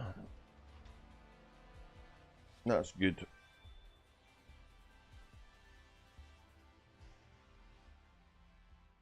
Sorry, Dart Start.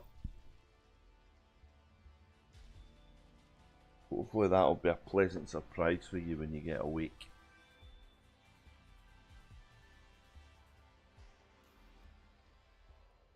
So we're going to go to here.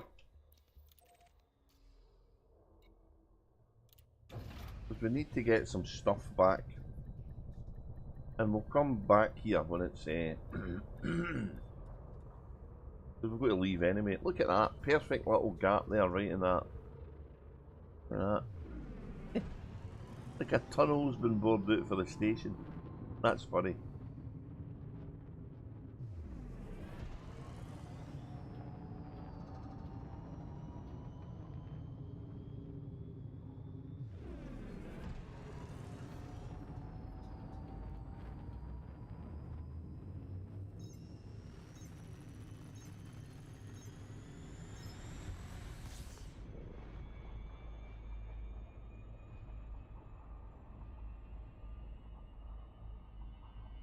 Ah. The dent's gone.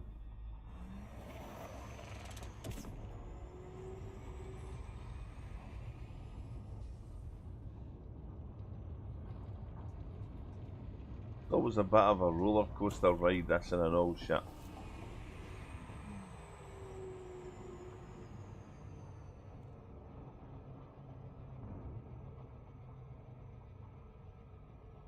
I would love to brag that that was exceptional piloting skill and all general round goodness, but it's normally just luck, to be honest. And then I don't pay attention and slow down quick enough and do a loop of shame anyway, so.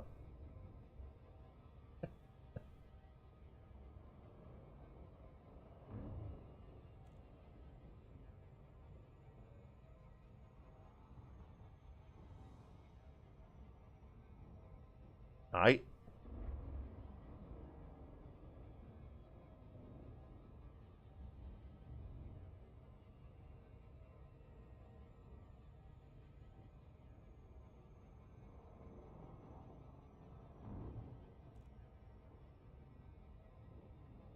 So I'll buy some rutile here. If they've got it. I did have yesterday. Let's see if it's... Let's see what the market's like now. And with a bit of luck, that ground base will get us insulting membranes, because nowhere else has got them. I've never seen them anywhere else other than the old original bases in the mega ships, the Trailblazer ships. So. But whatever we get will be good. I just don't know if it'll be ready today. We might need to wait another week. It's a pity.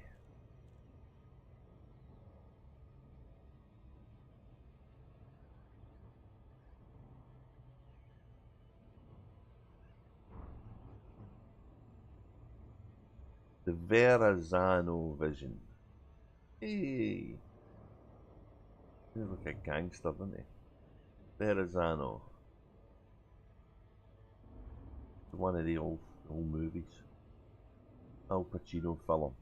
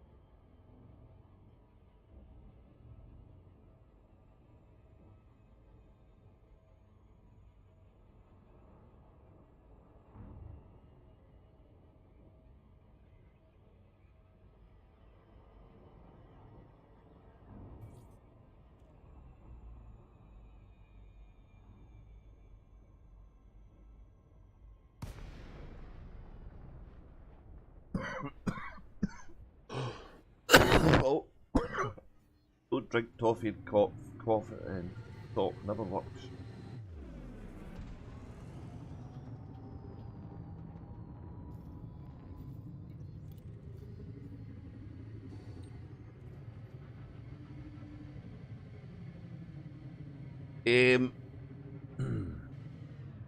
So I'm hoping that we've done something to the economy here with the bases that we built and with the ground base. But until Dark Staff comes on, I can't check the links to see what the links have done. So maybe ask her to do that tonight. She normally streams on a Thursday, so. Oh, look how cool it is. It looks like nice paint job, innit? Or is that just the standard? It looks cool. Look at that thing. I think that was one that got applied.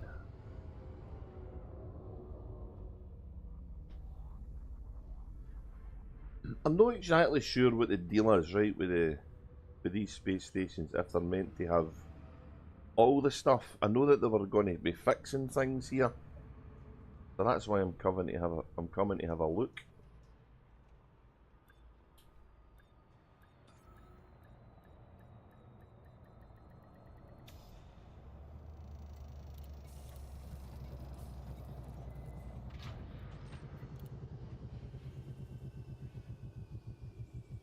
Oh, I'm loaded with whatever it is, I don't know, but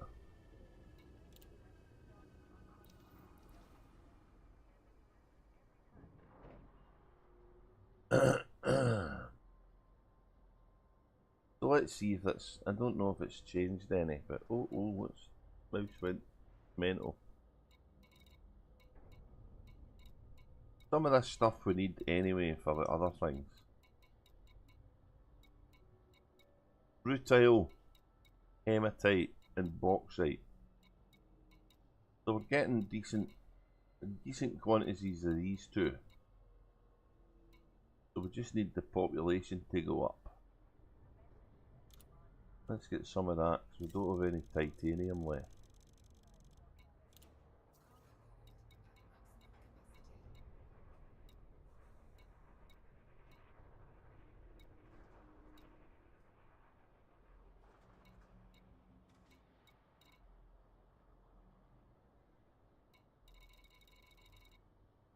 Okay. So that looks kind of similar to what I was seeing last week, but there looks to be more of it, which is cool. And these are the medicines and stuff are new, so that's the links with the different things we've built that's come in.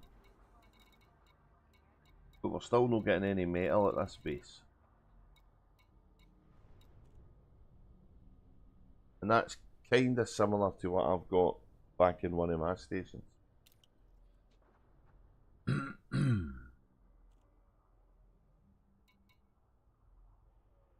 What I'm going to work on next is a couple of things in one of my bases. In fact, maybe it's only one I've got left. So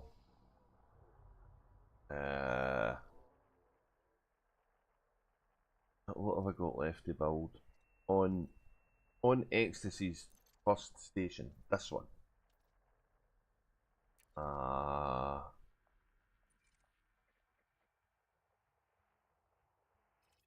I know, and sometimes you get lucky and get the right ones, and sometimes you don't. As long as the extraction base has got them, then we'll be good. I'll go back and check to see if that's opened up. I don't know if it will though. So this is my system. This is a hive of scum and villainy, alright? And what I'm trying to do is I'm trying to make it into a point where Archer and Antal fight each other, which is really convenient because Phaser's Antal and this guy I'm on is Archer and my other guy is Antal, so and both of us know how to sneak about with the background sim, so with a bit of luck we can do stuff to this system to cause that to happen. And I'm trying to make this star here, which is quite far away, a kind of pew on the ground area one. And there's also some space bit. And I've got my eye. Oh, I know, I'll do the same on the other guy. I'll also be undermining it on on this guy, so I really don't care, but you know, I'm getting a reduced cost because I'm the architect here anyway, so it doesn't matter to me what way it goes. I've got my eye on this planet for a big base, but I need to get more of these tokens here. And to get more of the tokens, I need to spend some of the tokens. So I'm just concerned about, because all my metal's coming for this base here, so I don't want to knacker that economy up. So part of me saying do it, and the other part of me saying leave it well alone. At least until we get another system that can be built. But what I'm building here is one of these. See, this is when and get rid of all the additional ships that was here, all the additional construction ships have all vanished, which is good.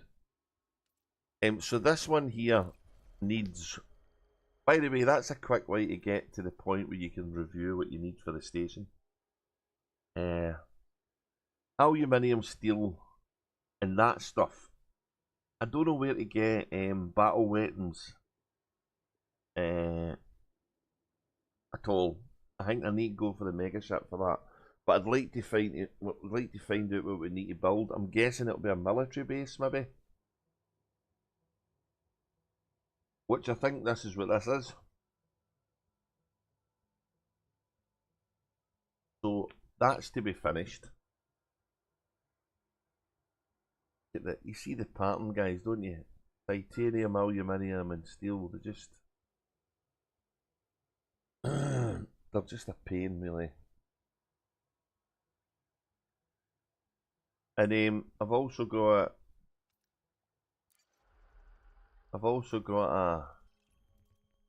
an orbital here.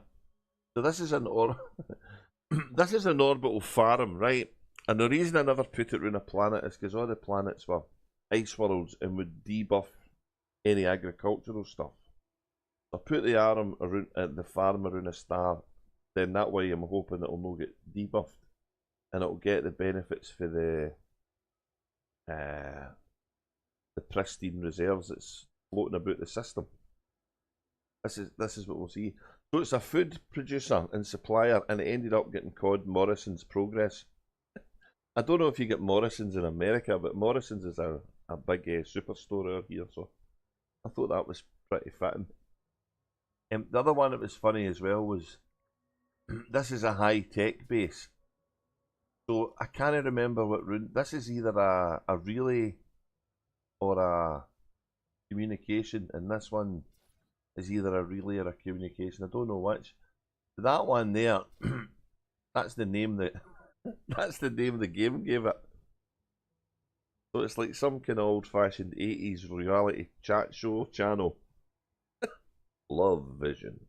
Watch Love Vision. Because that's all you see on the telly now, is all the crap TV programs. I guess that's why we all watch streaming, eh? So basically I want to finish that, and I want to finish this one in the Far Planet, so. What does this need? Aluminium, steel and titanium. You can pretty much write it down, can you?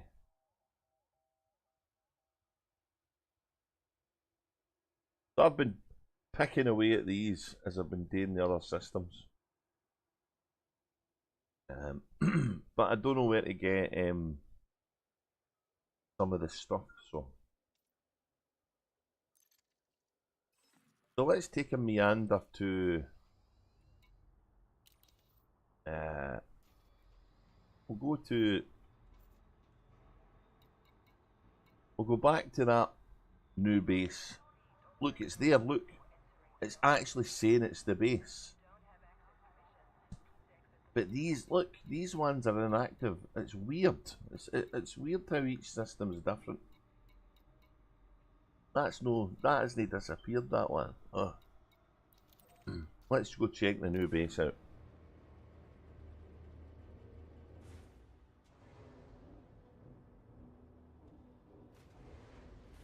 I don't know how long it's going to be before. Not so much in that first base. That first base of mine has got it's got strongholds for Antal and Archer beside it. So you know, you can. Oh, I'm gonna not paying attention, baby.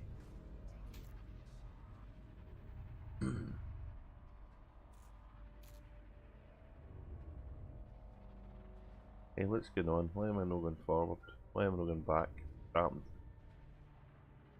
stuck. I'm stuck.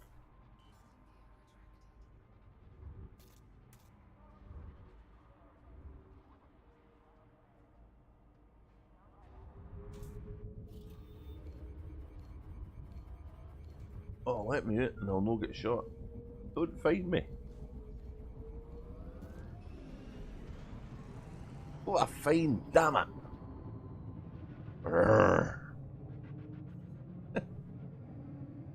Oops. Hey, imagine that's a Panther Clipper doing that. Nobody's getting in or out of it. Right, I'll pay the fine off at the facility. That's fine.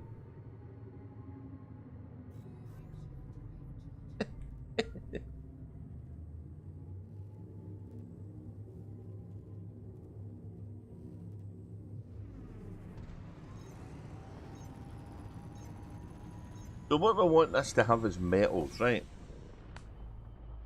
If it's got metals, that'll be good. If it's got insulating membranes, that would be even gooder. But I've never been able to make a ground base that's got them on it yet. And I don't know why. I don't know what part of the equation I'm missing.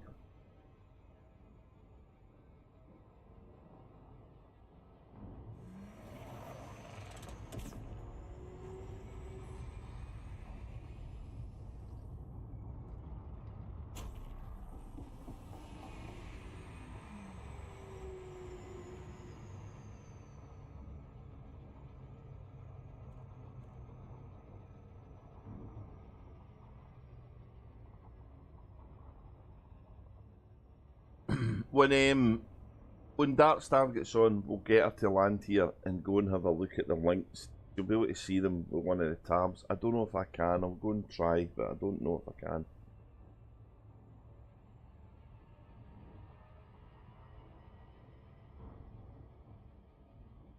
I know there's an orbital station. There's one orbital facility above, and that's high tech, I think. And there's the ground base, so we could build a larger scaled facility, a level 2 space facility, and that would become the thing that gets a strong link. So at the moment, this ground base and the space station in orbit above it, I've got a strong link. But if I put a bigger space station, then what will happen is the strong link would move to the bigger space station. But that bigger space station would form a strong link to the littler one. No, I think they're fixed. I think the links are fixed fine. I just can't. I can see them. So if I go to my station on this guy and look at the different systems, I can see what links is where. So if you go to a facility in space, right, you can't dock with that. So it doesn't get any links. It doesn't have any. It doesn't have any links at itself. But what it does is it forms links with the stations you can land at.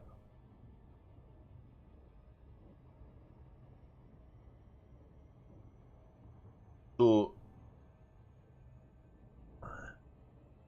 for Dark Star to get the full benefit of this system, she needs to make 10 facilities. And she's only made 3, I think, or 4 including the one. So there's 6 to go.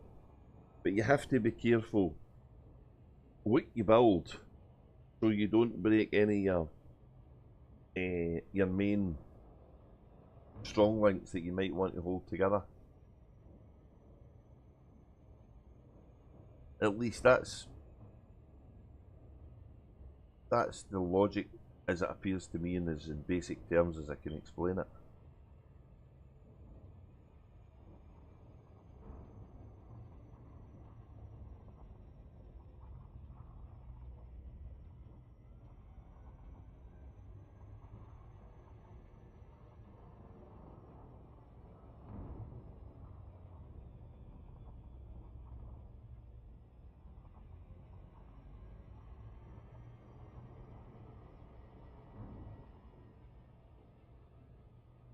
But I've landed at these things before the tick, and some of them work and some of them don't. It's very strange.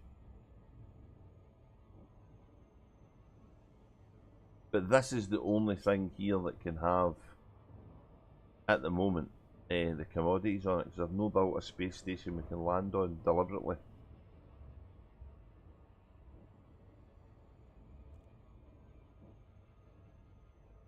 It's just another strange simulator in Elite Dangerous. It's got a ton of them. It's got the background sim, it's got the superpower sim, it's got the galaxy bloody generation. I knew it's got this. Can't help wondering what's coming next after they introduce Vanguard, right? They're going to have the so the Corsair came out, and that's the first ship. The Panther Clipper's the next one. Then there's another ship in the third quarter, and then at the end of the year there's a big new feature, which is probably what they're all working on now. You can only assume it's going to be relating to Distant Worlds 2, and it's going to involve a bit of hauling for the Panther Clipper to be here. I have no idea what it'll be.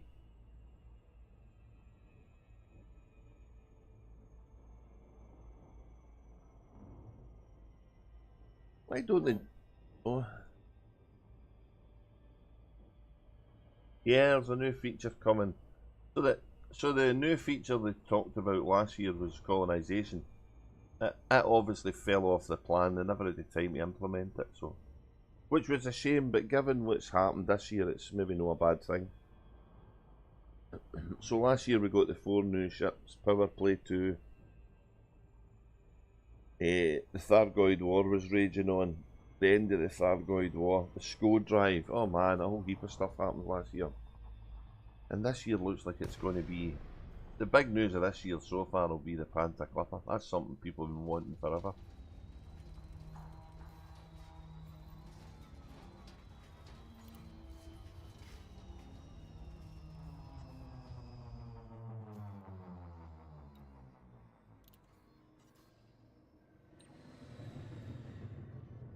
So we can confirm this base has got a large landing pad. So we've now got 2 large landing pads in this system. It's just a shame they're a little bit far away for the main star, but there wasn't anything I could do about that.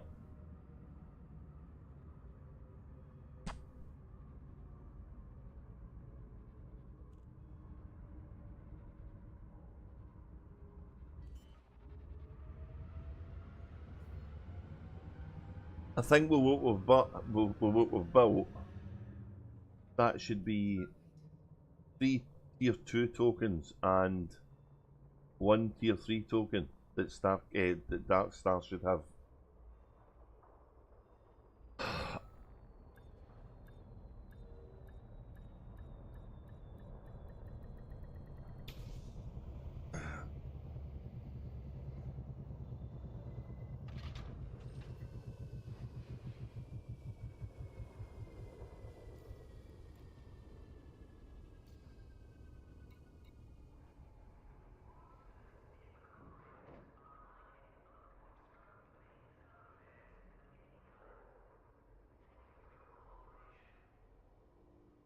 Right, let's see what services are here.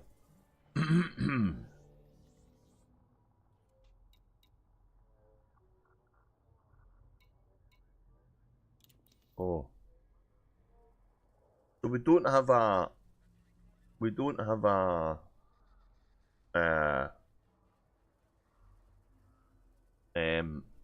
the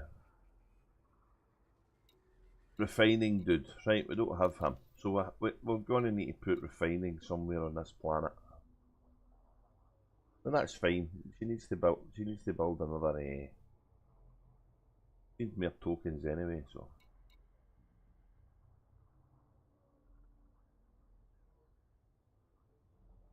I need to pay this fine off. What? I'm wondering why can I know? Why can I know do anything? Fined. Fine for loitering at the toaster rack. Alright, so, but like I say, I don't know if it's industrial. Industrial? What the hell?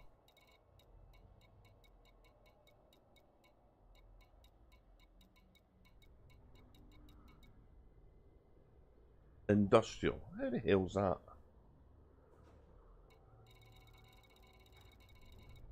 Economic industrial?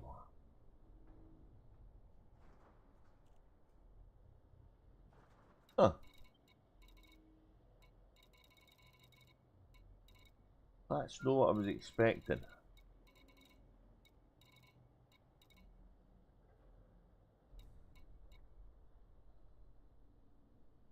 At least there's stuff there though, so that's better than nothing, I guess.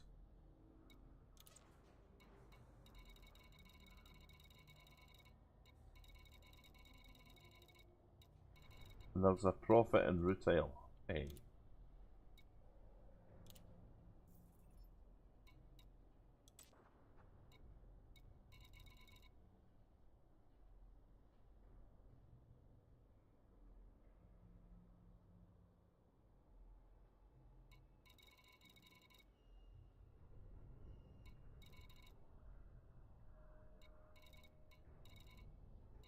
So the big station is extraction and this one's industrial. Okay. So we're going to need to make oh.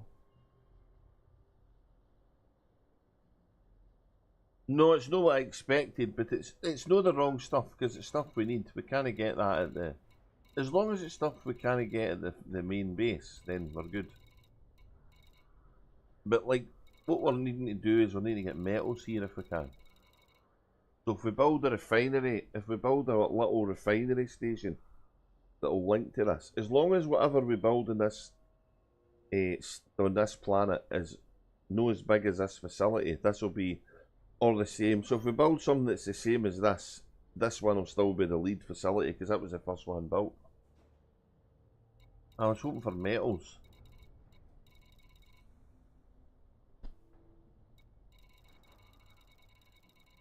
So I'm not, like I say, I'm not sure if all the links have kicked in, right?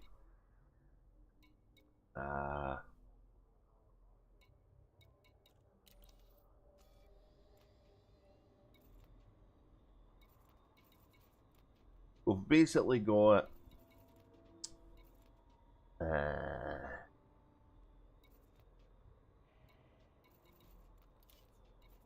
what am I trying to get to? The map, sorry, the map. No, I think the link we'll get Darkstar to check it tonight. I think the links are there. It's just I'm working so many systems I've kind of forgot what we're doing. We built an industrial base here. This is extraction, right? This one. High tech and extraction, right? That one. That'll be nothing because it's the same, high tech and extraction. That's sharing with the space station. This one should be linked to this as well weekly. Same as that one is.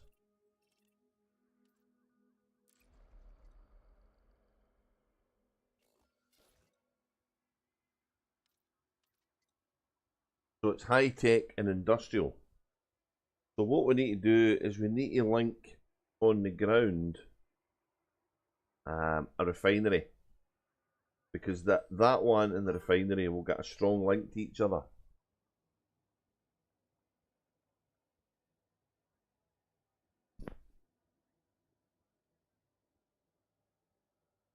Not my what, Phaser?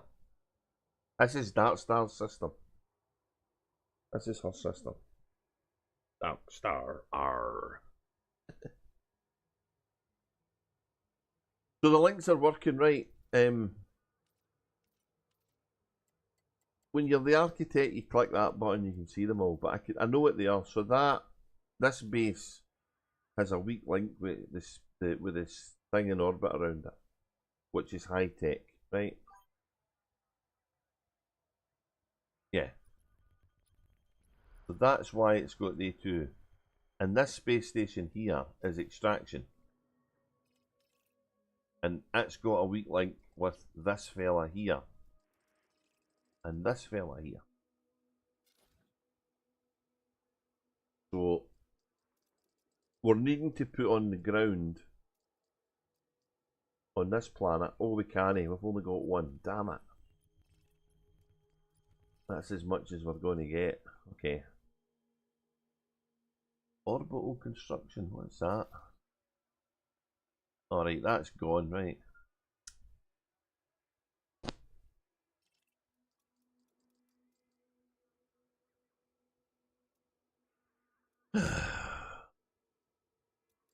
We're needing to put here an agricultural thing, because it's an Earthlight world. And I'm pretty sure economy colony.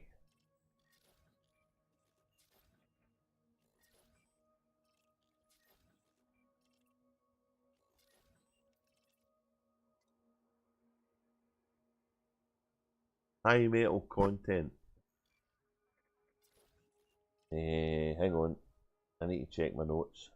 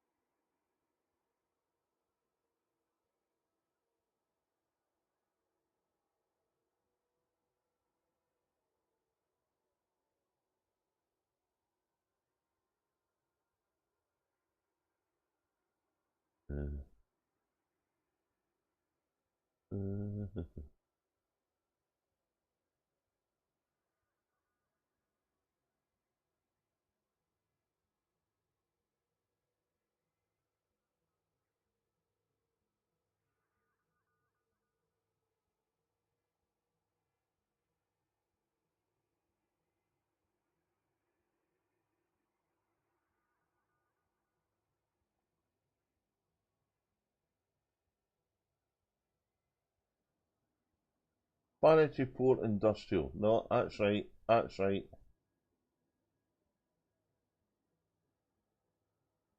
The orbital communication station didn't mess anything up. Gave us another token.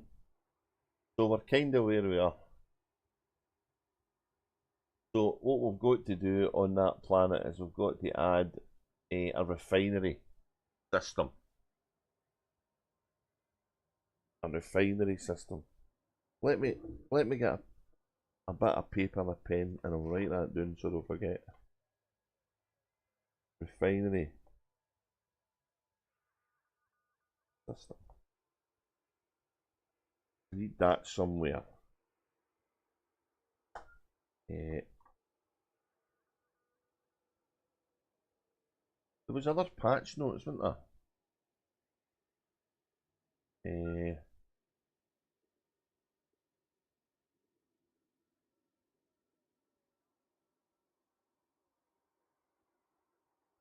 Trailblazers patch 3.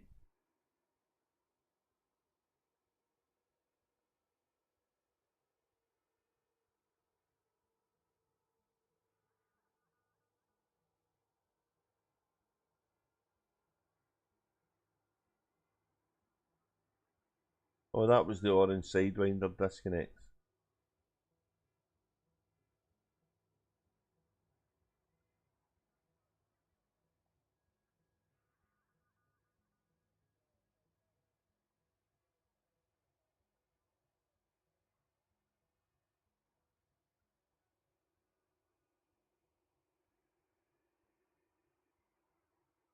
So it says here that change the minimum tech level to 35 in colonised systems with only a single Tier 2 or Tier 3 port, so that it enables. That was what we was wanting to check as well. So I need to go back to Coriolis. So we'll go via the carrier. We want to make sure that the shipyard was working. That was the thing that wasn't working, wasn't it?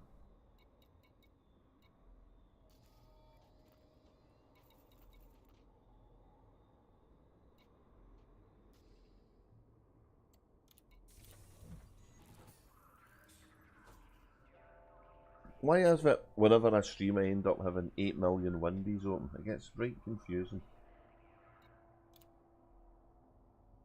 So I needed reactive armor. I don't think I've got any of that for one of my bases. So this shipyard's no working, right?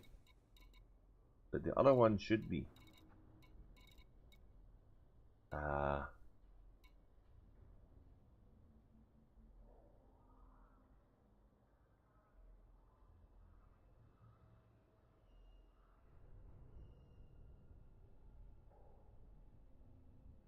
I'm sure I've seen 8-gen shock mounts. Hey,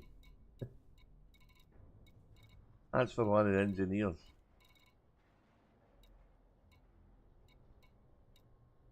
Can I get battle weapons though?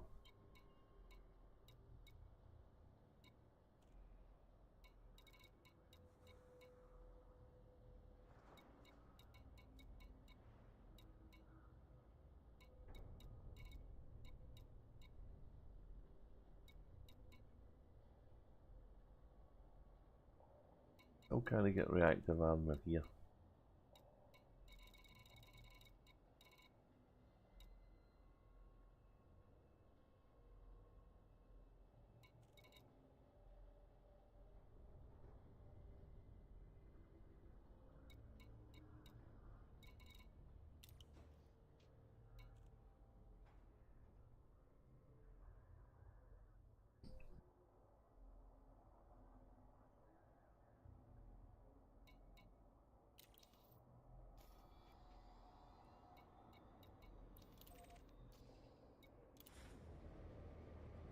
Quite a distance away though. That's good though. Sometimes it's easier to get the distances.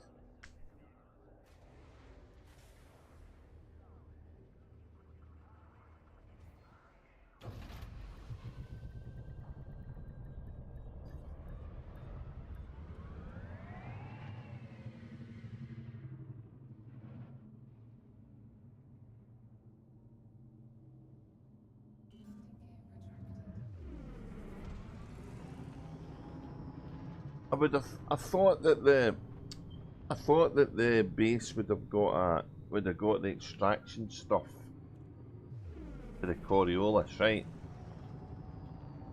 So it's maybe done that, but it's just not getting the stuff we want, which is unfortunate.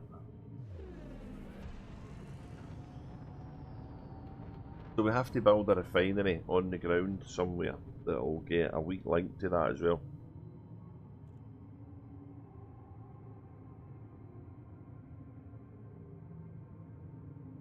But we don't need to build this one so far away.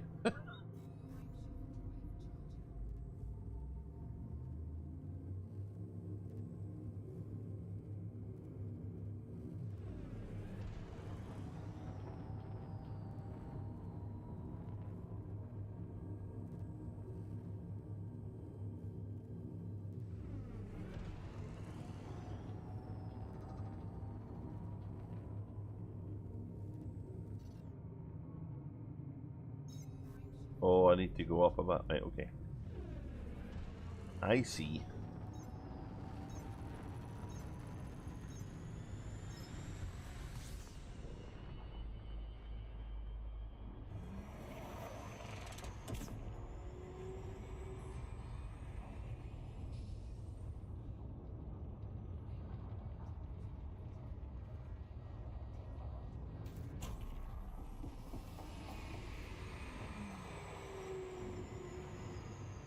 That's a fun flight.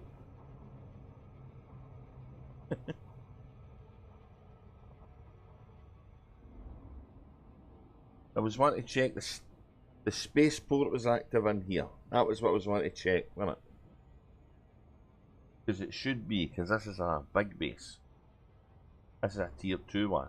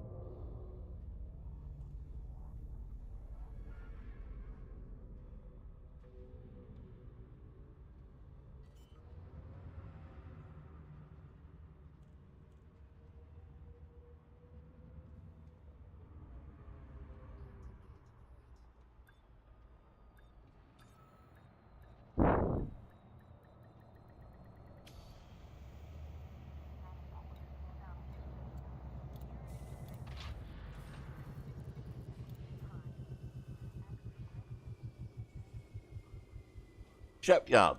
Nice. I don't think that was open last week. So the shipyard's open. That's cool. That's good.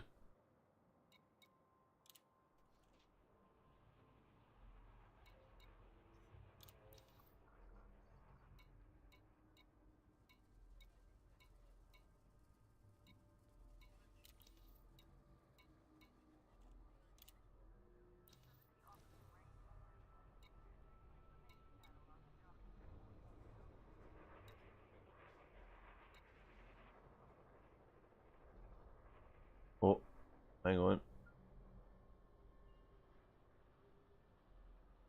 Oh yeah, it does. It's a big flying brick.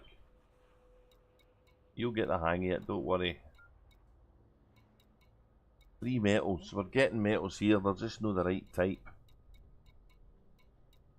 We need to try and buff this thing with a refinery. The only way to buff this is to put a refinery in space, I think.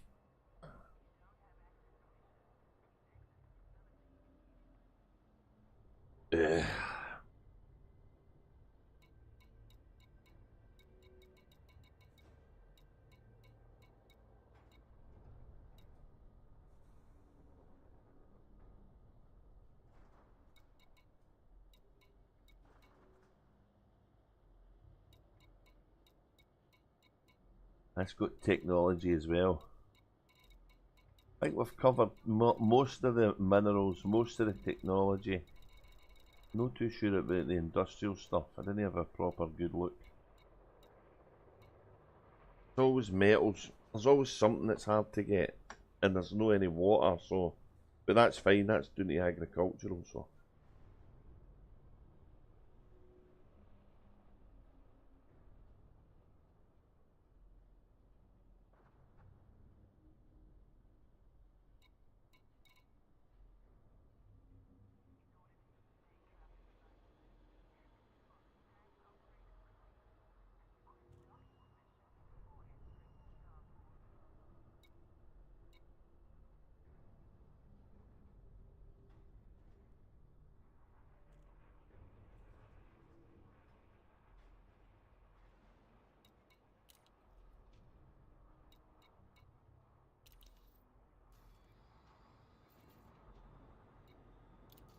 Let me just check this again. Just so I'm on the right track.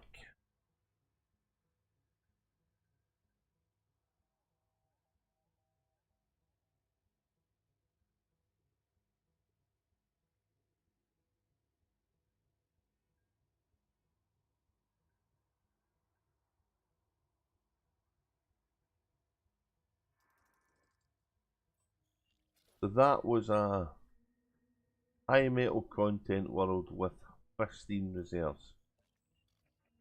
And we've got an extraction. Boosted when a system with major or pristine resources. So that's why that's there. We've got a high tech. It's boosted by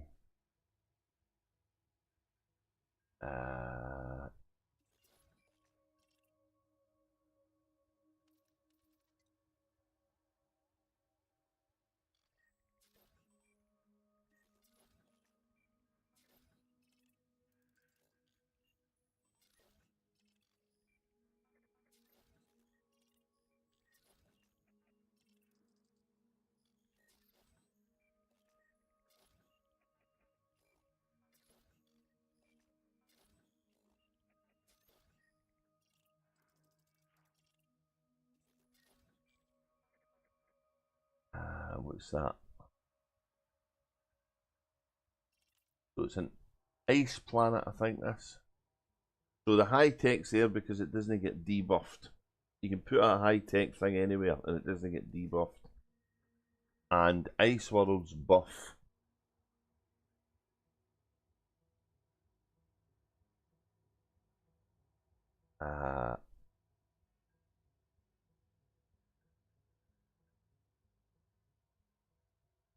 Industrial. And Industrial also gets a buff because of pristine systems. So to get a refinery buffed, we need rock. And I think that was what the problem was. Rocky. Any rocky planets? I don't know. What's that?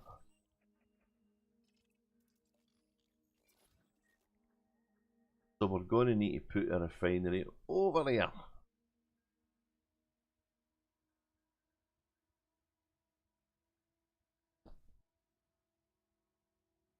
That's a fair distance away though. I think that's the only Rockies we can find.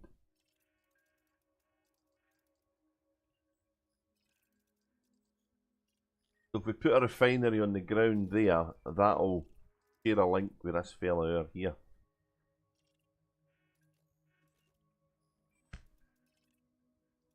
Are these all rocky? Aye.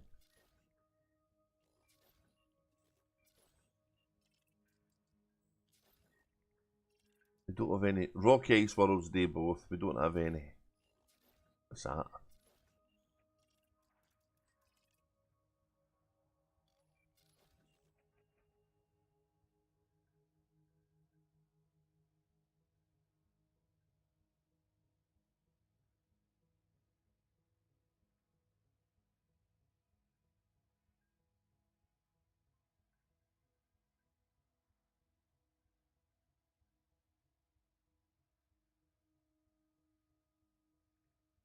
In the Earthlight world, here, we need some kind of agricultural thing.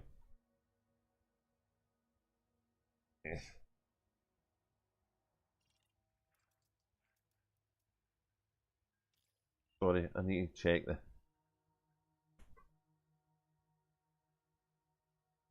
So, it depends on the system. So this system here, we can have 41 space stations, which is shown. At the bottom, you'll see System Architect, Commander Darkstar 07. Available sites, there's 41 in space and there's 20 on the ground. We don't have any active constructions because we've made them all. So we're wanting to build a refinery, and the best place to build a refinery is on a rocky world, and preferably one that's got pristine reserves, which that one does. I'm not sure if we want to go through the hassle of building a big one like we did the last time. I would be tempted just to put a hub on it because it'll link to that other station. And we can get the materials. Doesn't matter how far away it is, we can get the materials there. So the only thing we've got in the ground is that base. So that will share a weak link with anything else we build in the ground. And anything we build here is going to be in space. So it'll form this here will form a weak link with everything on the ground and with everything in space. And this thing here will form a weak link with this as well. We don't have many planets where we can put two things in. In fact, we don't have any. I've never seen that before. So we're kind of limited what choice we can get. But we've also got all of the kind of things we need to to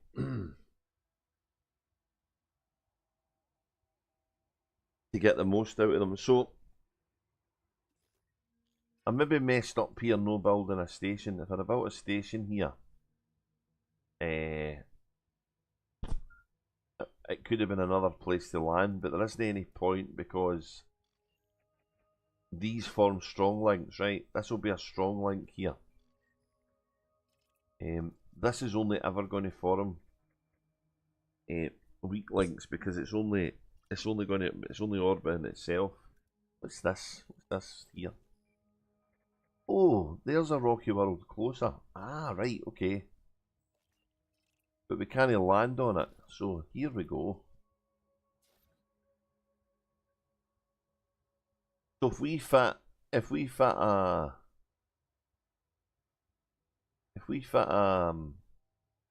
a rocky space thing there and a rocky base thing there, then we'll get the refinery things. We'll get the best of both worlds then, because we'll get them linking with everything else, and then we're just needing some kind of agricultural beastie here.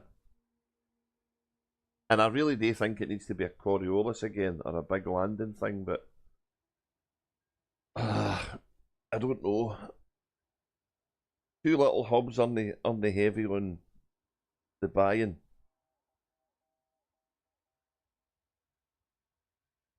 So I'll write a wee note to Darkstar, and I'll let her consult with the architect, with the consultation team again. But I think that's the way to go. Agricultural hang here. What did I say she had tokens wise? She should have one tier 3. One tier 3 and 1, 2, 3 tier 2s.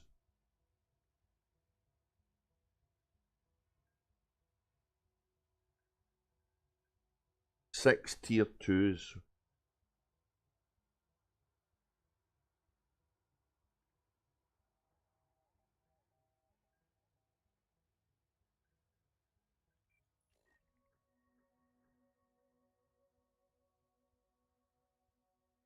Yeah, I'll do that. But, to be honest, I prefer to speak to folk. It's 100 times easier. So this one's kind of doing what it was doing. I was hoping we would maybe catch a break and get the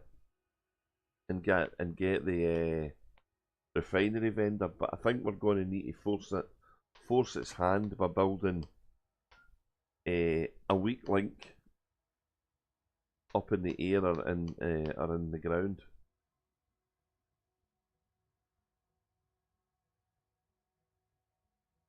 I don't know what the crack is with moons. I don't know if because that's a moon in orbit around that, and that's in orbit around that, if that moon stuff links with that as well. I've no idea.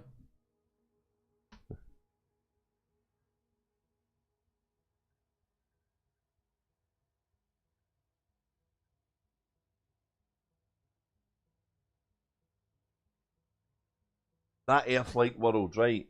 It'll give us a lot of. It'll give us tourism and all sorts of stuff.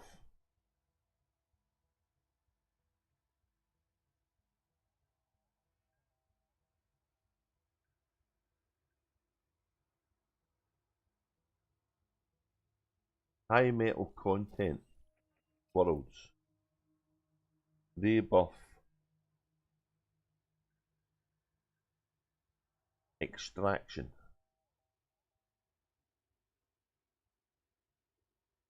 High metal content and metal rich worlds buff extraction. But we can't land in them, so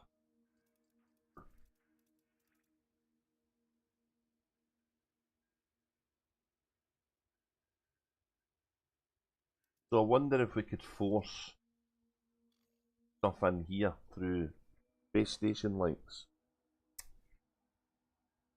The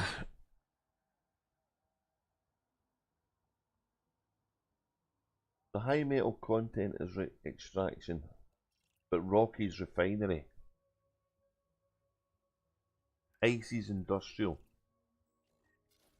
So that's why that's became an extraction system. Because it's high metal content. Okay, it makes sense now.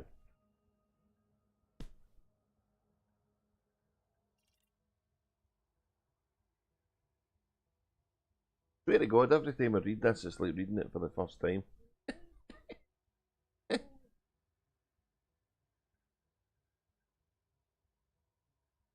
No, any station that's orbiting a planet gets a buff for it, or a debuff depending what it is. So the last patch notes, I think it was the ones that were fixing the economy. 4.1.2.0. It basically says if you want to build an agricultural economy, you don't want to put it orbiting an icy body or orbiting a planet that's tidally locked to its star or orbiting a moon that is tidally locked to its planet. And I would assume that covers the ones that's in barycentric orbits as well. They tend to be always tidally locked, although I don't know. Doesn't it say that? So the first base was this one. This Verrazano Vision. It was the default base, right? It was the primary base. So it was always going to be extraction because that's what the world below it was. So there wasn't any choice for what that would be. If it had been orbiting a rocky ice world, it would have been better because it would have had extraction. Sorry, it would have had industrial and it would have had refinery in the one thing. But this system doesn't have any rock ice worlds. It's just got rocky worlds or ice worlds. So we don't want to go here, right? If we can avoid it, we don't really want to go here, but we might not have a choice because it's the only rocky ones we've got. What's this? High metal contents we've got here, so we don't need to bother with this because we've got all that we need here.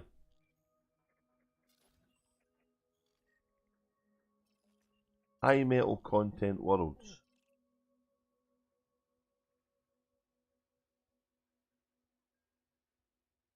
Extraction.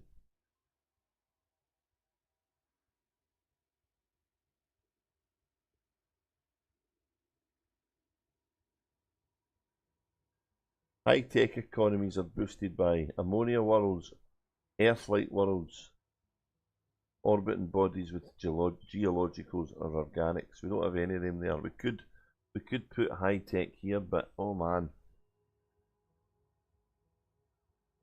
it's such a waste when we would really need it for agricultural. Agricultural gets boosted, orbiting round Earth-like worlds. On or orbiting a terraformable world, on or orbiting a body with organics. And I don't think we've got any organics here.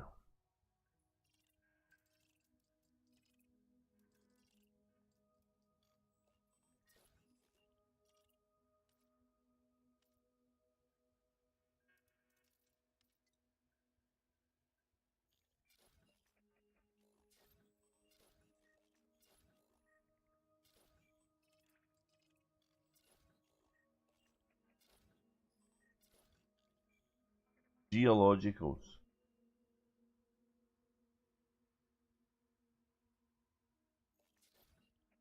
So they too have geologicals.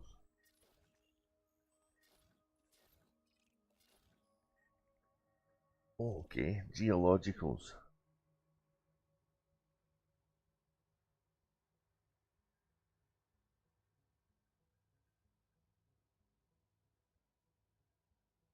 On or orbiting a body with geologicals. Wow. High-tech economy on or orbiting a world with geologicals.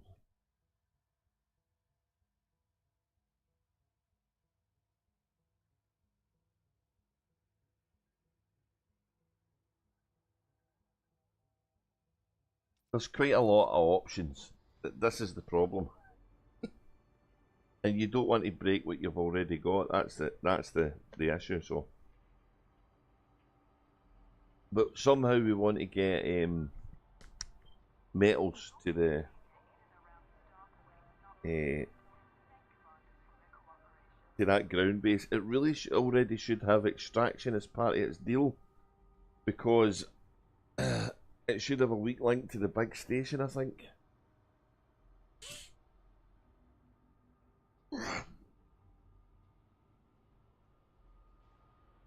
So definitely need a refinery somewhere, and it's looking like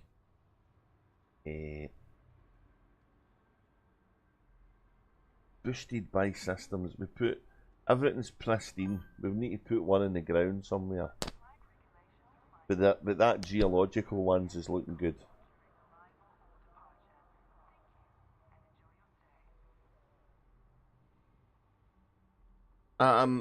I don't know why they've chosen that. I don't know. I would say for common sense, tidally locked worlds don't get they don't get the sun across the whole planet evenly. So when you've got a planet that's tidally locked to a, so our moon's tidally locked to the Earth, right? So that's why it always has the same face facing the planet. So that bit facing the Earth, its exposure to the sun is determined on whereabouts the Earth is to the sun as well. So that should be cooler than the other part of the planet, even though we call it the dark side of the moon, it's really no. It'll get more sunlight probably.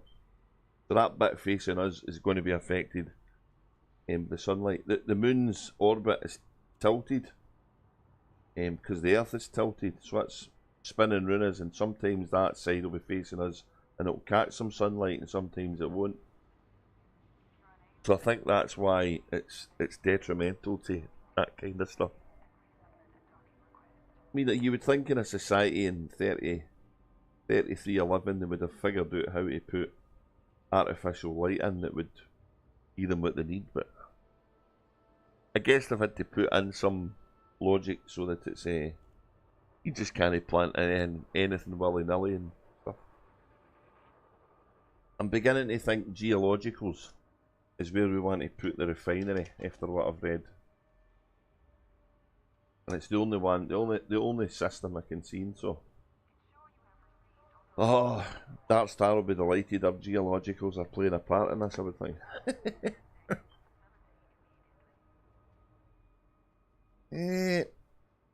I think you can inadvertently break your economy if you're not careful what you build. So you want to try and build 10 things in a system, right? And they 10 things do everything you need it to do. And if you get your tokens done properly, you will generate as your last base the big ground base, because the big ground base gives you more people. It'll boost your economy a lot because you'll have more people there working.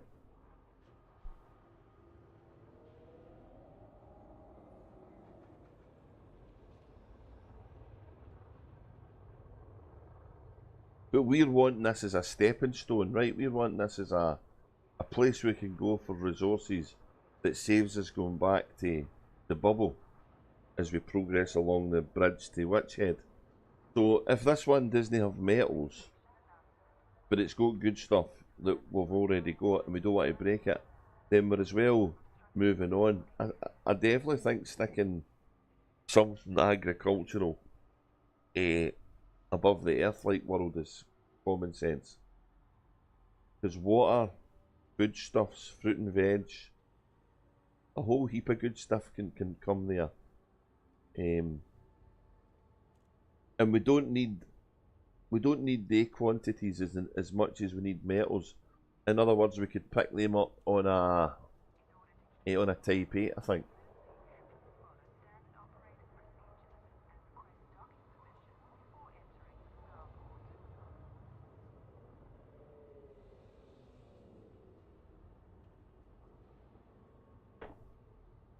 But I was hoping to get a wee bit more metals, but I suppose it shows the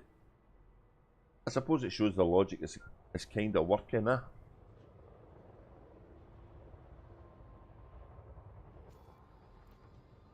And if we can get a refinery vendor somewhere that we can land at, then we can always take the minerals and convert them, but that's mere flying, so.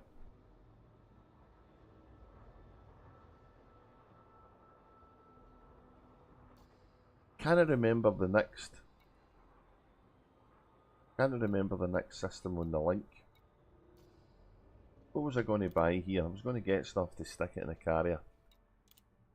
Let's have a look.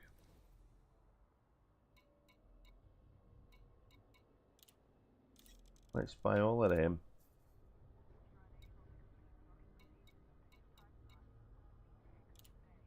Buy some of that. But we don't need as much of that.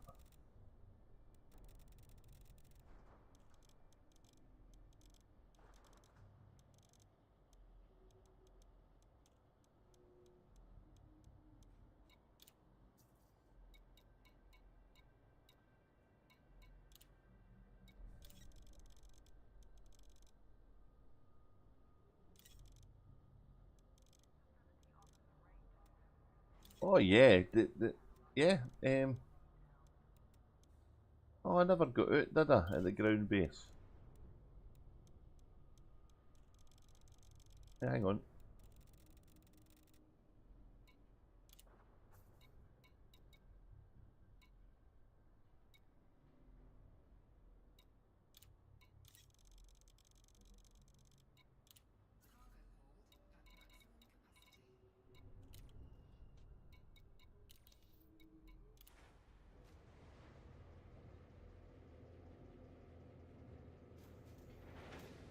I think I'll be able to shuttle, yeah.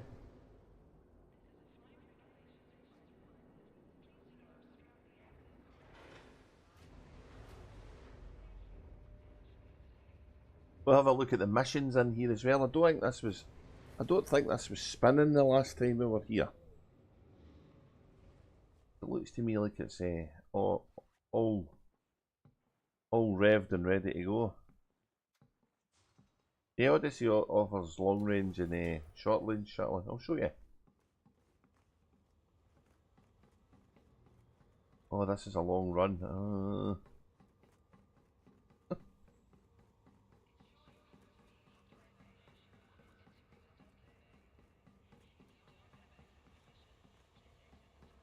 There's two types of shuttle. There's a... Have I went the wrong way? No. There's two types of shuttle. There's taxis that take you from port to port. It's always got a hole in it, that bit. But there's also combat shuttles that take you to the CGs.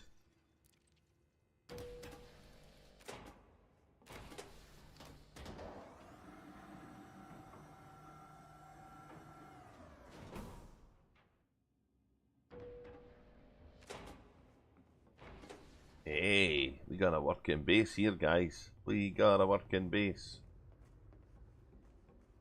So, this one's a shuttle. That's the shuttle, right? Let's see what's in the shop.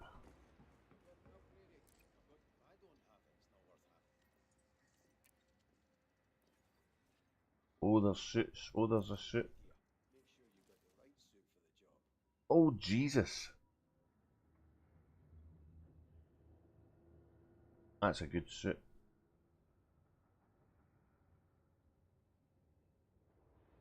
I'll send that to a certain party.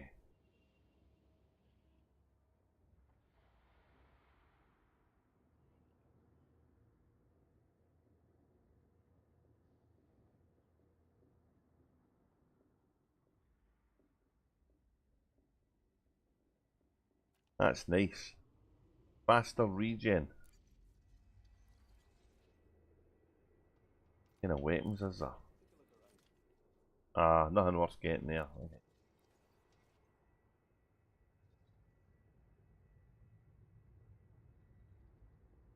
Ah, it's got a good engineering thing on it. So the Dominator suit is a combat suit, right?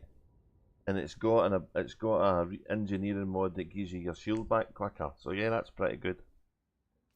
And it's a grade 3.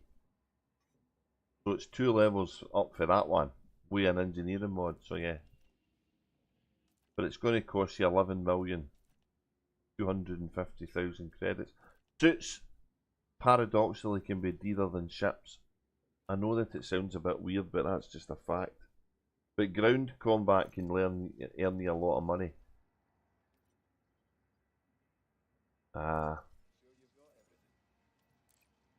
So there's day shuttles. There's obviously the shipyard, right? So you can talk to this guy here. He's doing his tea break. That's cool. And you can bring a ship here. Or you can do it the traditional way up when you're in your ship. So the shipyard's working. Missions.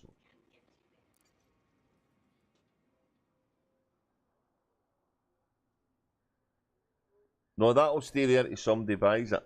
That ground-based thing will be there till somebody buys it. I don't need it, so I'm leaving it alone for somebody else. But if I bought it, that one would be going to the next reset. So if there's anybody watching this other than us, they might pop along here and get that. If they don't, then good, it'll be still there. But if they do, then fair play.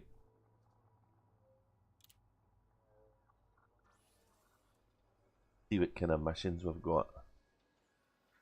So this is the ground-based stuff. This is the Odyssey content. Time for me to get my pre-prepared flask cup of coffee here. There's only one there, but every station gives these suits, and every one of them's got a chance of having a random drop like that. And what we've noticed is that they tend to be more prevalent in the player built stations. What they're really doing is they're getting people the suits for Odyssey stuff.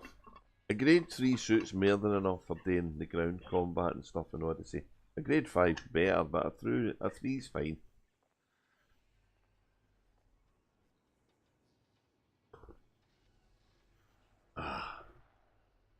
There isn't any missions. Damn it, that's a shame. So I either haven't built enough yet, or I need to build some hubs.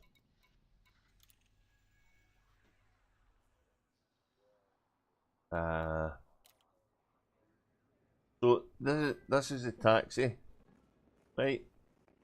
If I went here and said I want to get a local taxi. Oh, sorry, that's the combat one, right? So that's the guy who does the wars. Frontier, sorry, yeah. So there's no wars here.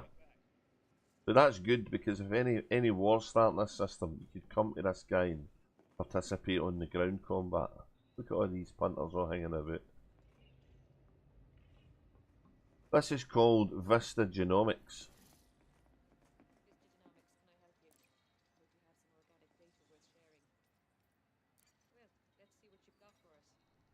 This is where you share organic data. That's the flowers you hear everybody talking about.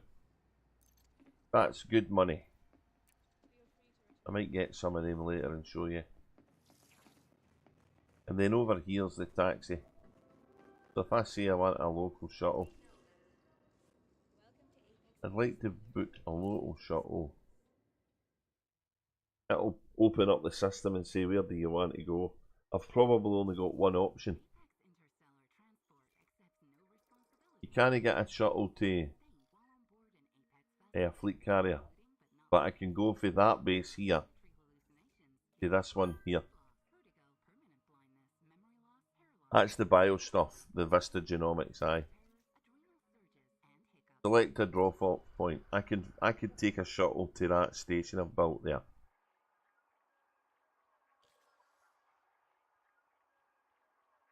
But I'm not going to do it, because I don't fly it, right? But I could take a shuttle, so the suit's good.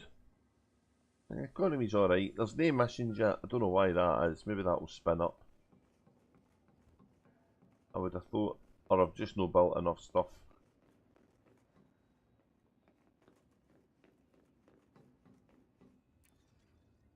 So you heard Phaser and me talking about power play affecting these systems earlier on. And we were talking about a thing called a stronghold system. I'm going to run right under that. This is a big ship. Oh, I hope to God they put the Panther Clipper with the entry point next to the station doors. Oh my God! Don't do this with the Panther Clipper. That would be a nightmare. And another missing panel. Somebody's been working on these pipes and they've no returned the cover. Really put a wee barrier up there so nobody trips.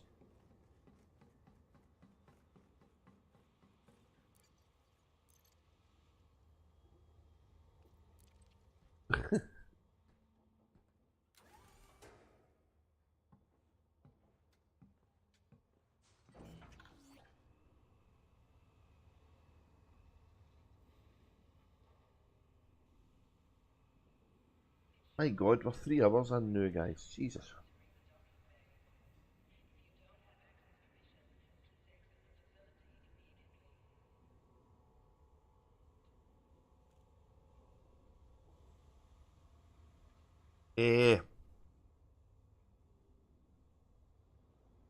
So yeah, so the power play vendor is this guy.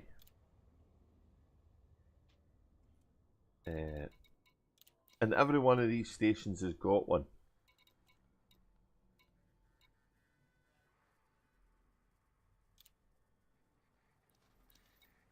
And we don't have any. So I've got a load of resources called Archer stuff, and Phase will have a load of resources called Antal stuff, right? They all do similar things.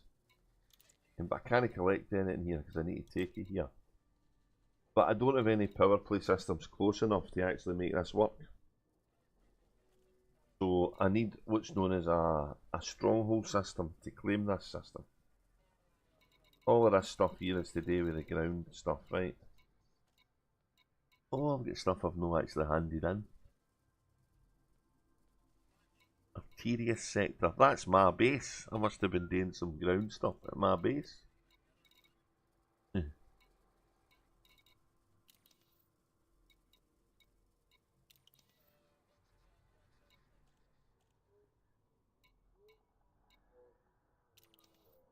So we're going to go back to the carrier, I think. We've got some stuff here. But we have to jump to one of the Trailblazer ships or beside it, because I can't park in the system next to it because it won't let me. It's too full.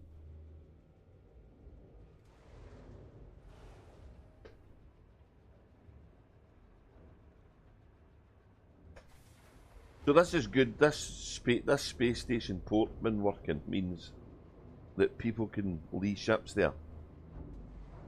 So there isn't any need to be having your ships all over the place. If you're working on something, you can leave the ones you need for it at this part of space. So Type 9s, anybody that's using a Type 9 should just leave it here if that's the bit we're focusing on. And they can transfer it between here and any other systems we want to work on. I can't think of anything else. That we're doing with this system now. We do need a refinery, and I know where to put it now. And we do need the Earthlight world having something orbiting it.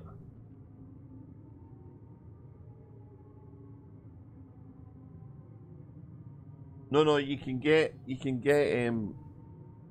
shuttles that take you a distance as well, but it's limited. You couldn't jump a shuttle all the way out to the black. You can only go a certain distance. I don't know what it is because I've never tried it before. So part of the early engineer achievements to unlock them, to unlock the Odyssey. The Odyssey engineers are a little bit different for the Horizons ones. You need to visit all the Odyssey engineers, and you need to visit them to apply the modifications to your suits and weapons and stuff. In the unlocking process, you unlock them, and then the next thing you do is you get them to recommend you somebody else. So, afternoon, Andy. Hey, Andy. Oh, I'm glad you come in. I was talking to Razor, and I'm saying I wouldn't be surprised if you're going to try and turn a Panther Clipper into an exploration ship.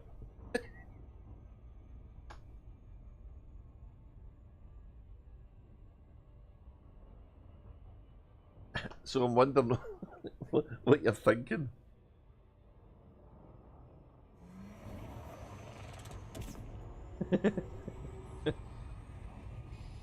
By the way, that's not an obligation, it's just an observation for the last 5 ships I've released you've turned into exploration ships.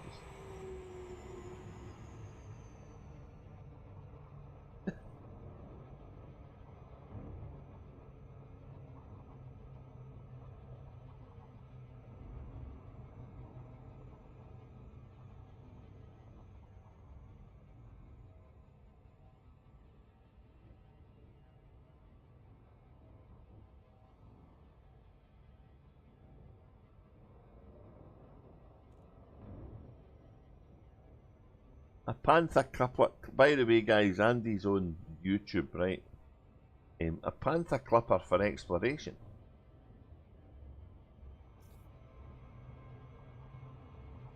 An exploration Panther Clipper. I don't think there were many of them floating around.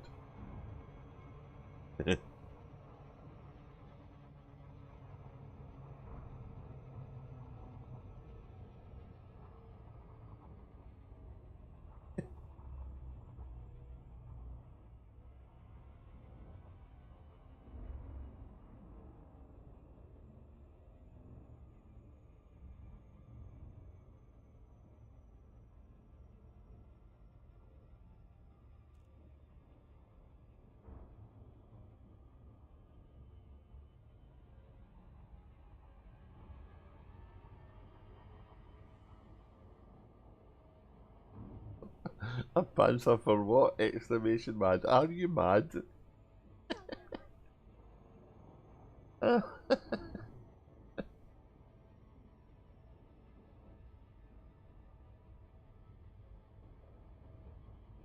I thought it was becoming a tradition now. Oh, that ship's meant to be for combat. I'll show you how to make it an explorer.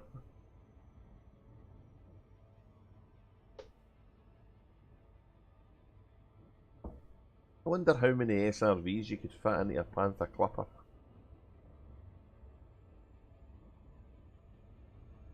A lot, I would think.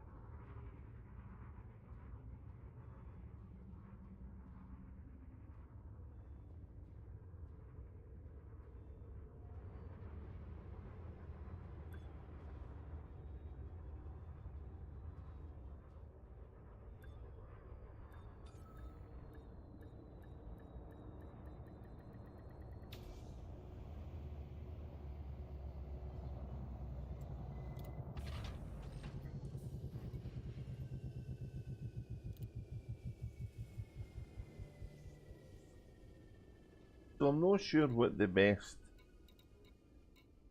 Trailblazer ship to go to is.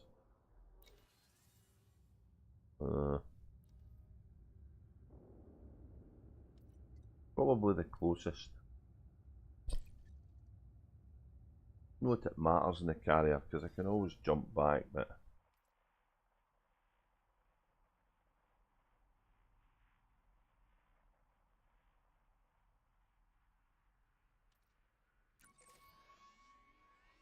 $409.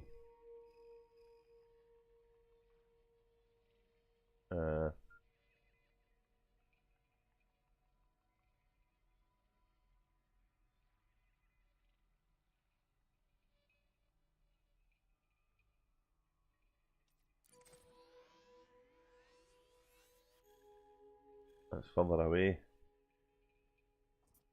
Minerva, wasn't it? Minerva. That was where the first one was. That's close. 291. Oregon. 291.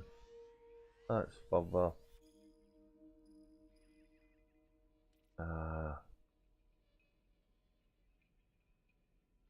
Letty. That's a great name. Oh, that's closer again. 207.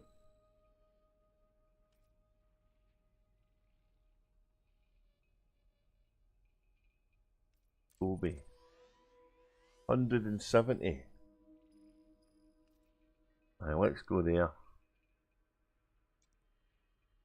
I always end up going to one of these bits, don't I?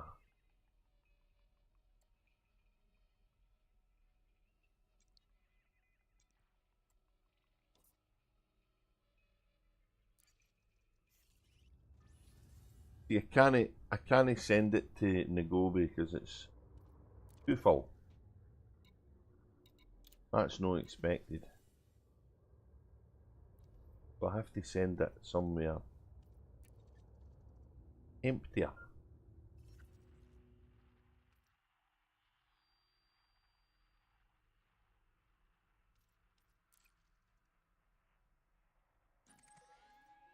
170.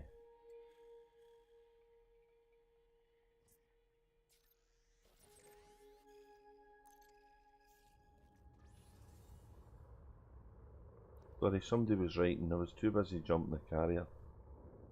What were you saying?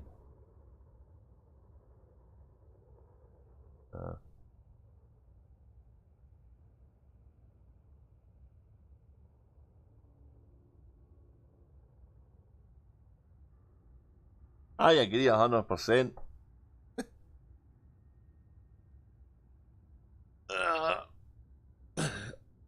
It would be crazy.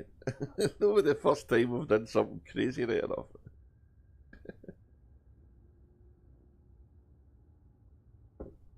I just don't think it's going to have much of a jump range, to be honest. I think it's going to be pretty limited.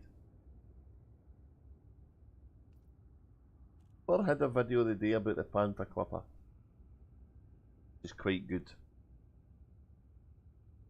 Quite good to watch.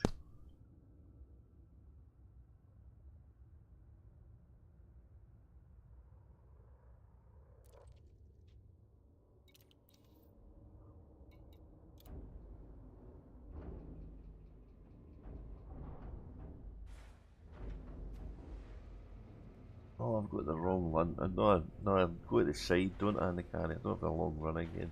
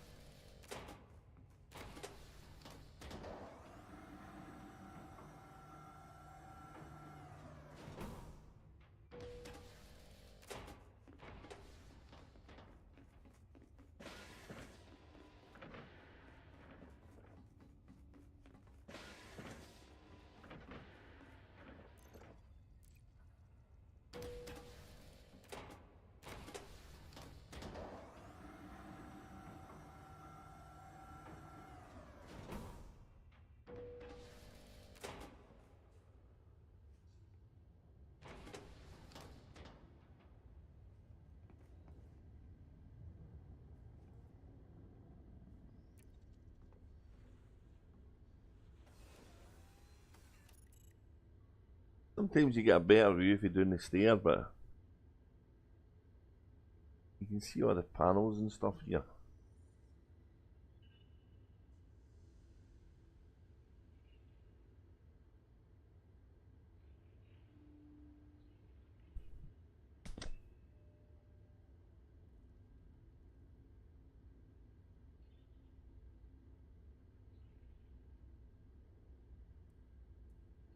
So many jumps to do. You do? Where are you going? Are you exploring?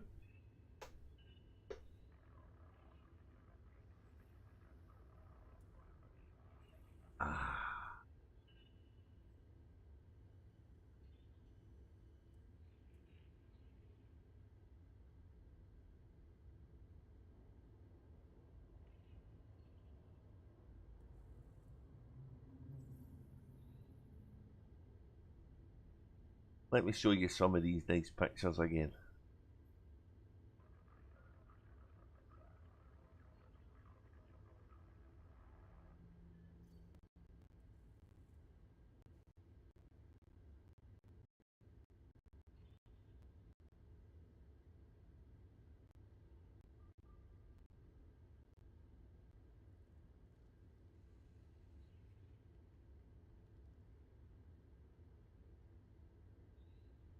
They were nice worlds I found that are heading closer to Witch Head Nebula. More of the same.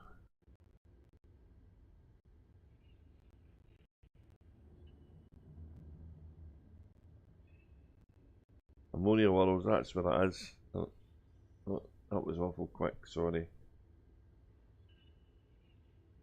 And and this is what we were messing about doing yesterday, so that's one of the stations we built. And that's us at the Guardian Ruins, getting Dark Star some modules.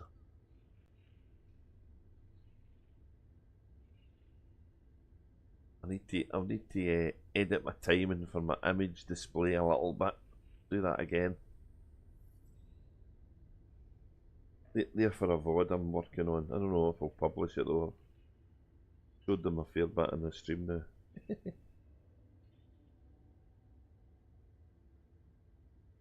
now. Before the carrier jumps, can I go to the map here? Can I go to the map sitting down? Can I? Can I go to the map sitting down? Oh. Interact with the screen. Navigational map.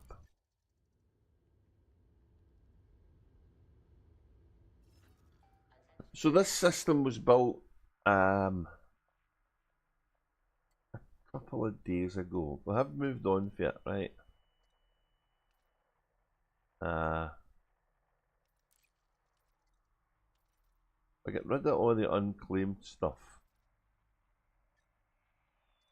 Right.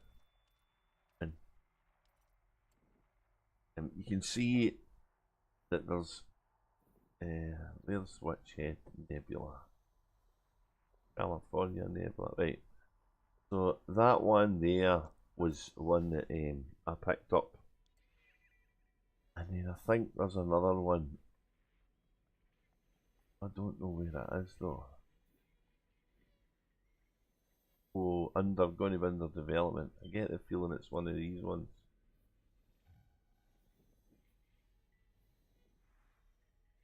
Oh no, is that it there? That's Starcat's one. But that looks like is that one? I've been there obviously because I've built them all. Is that one finished? Or is that the one that's to be built? Oh, that's finished, right? That one's finished.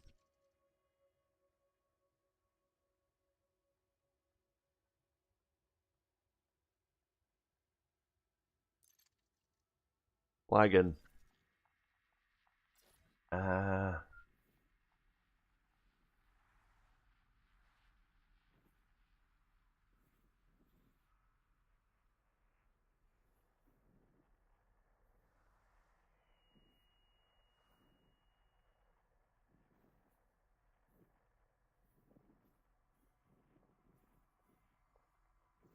Lost my bearings. That looks closer. That's definitely closer.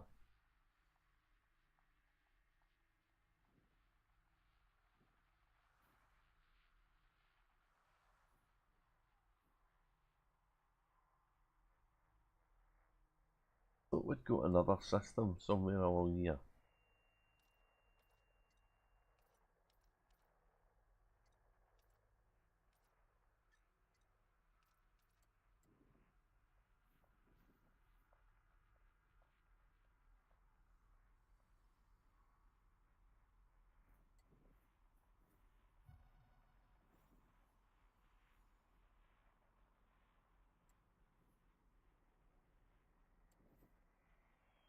There is systems over here, look. They're a little bit further on than we do.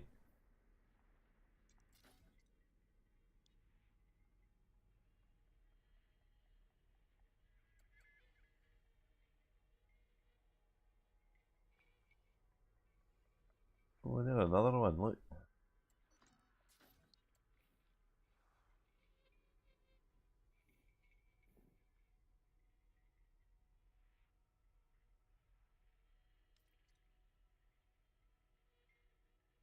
Military. So I want to check the military bases to see what they sell, to be honest. They might have the stuff we need, so.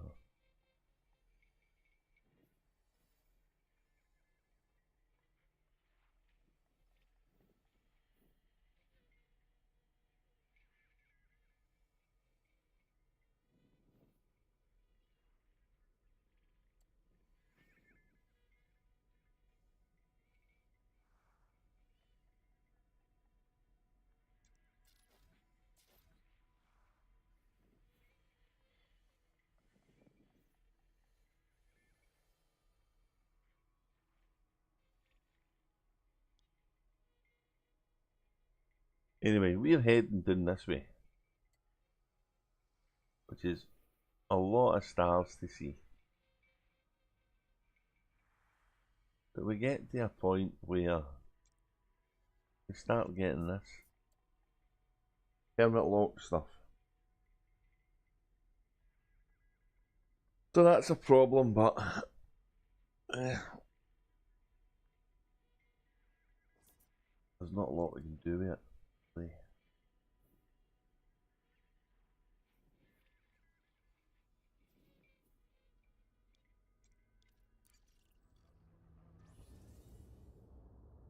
Uh-oh. 4 minutes to jump.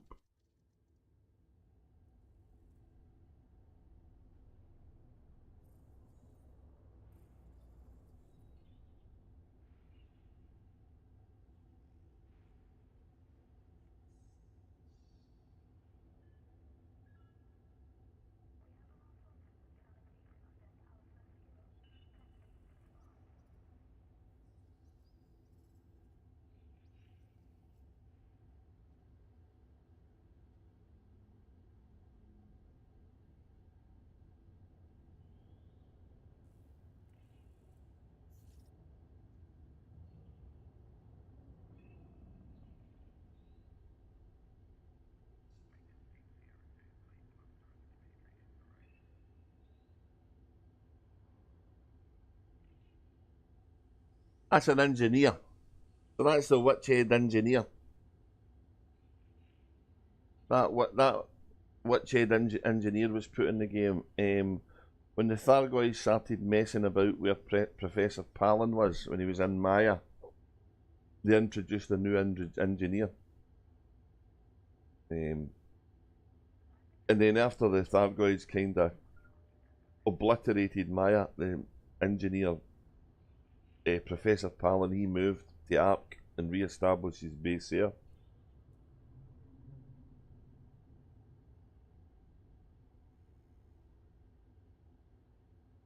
So that's quite interesting because the engineers' ground bases are actually mobile. Because he moved his, although I do think the existing one is still there, so.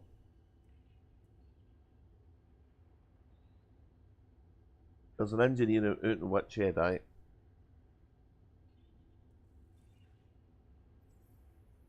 I'm just about to jump, so let the jump happen, I'll show you the engineer.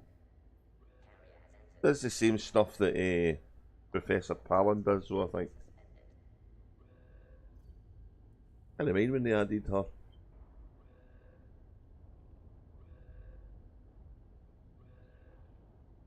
That's not the only reason we want to go there.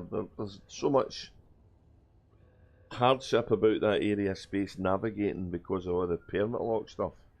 What is in there? They reckon the Thargoid space is located around about this area. Horsehead, California Nebula, Bernard's Loop, all that stuff. Barnard's Loop, sorry. Barnard's Loop, that's right, isn't it? So what is in the Witchhead Nebula? Could it be the Guardians? Could there be more Guardian stuff in there? What's in Call 70? The whole lot of it's permit locked. What's in it? There's a fair chance it's just some test ground for Frontier, but why have that so close to us? Why not have that somewhere way out the way we're never going to reach?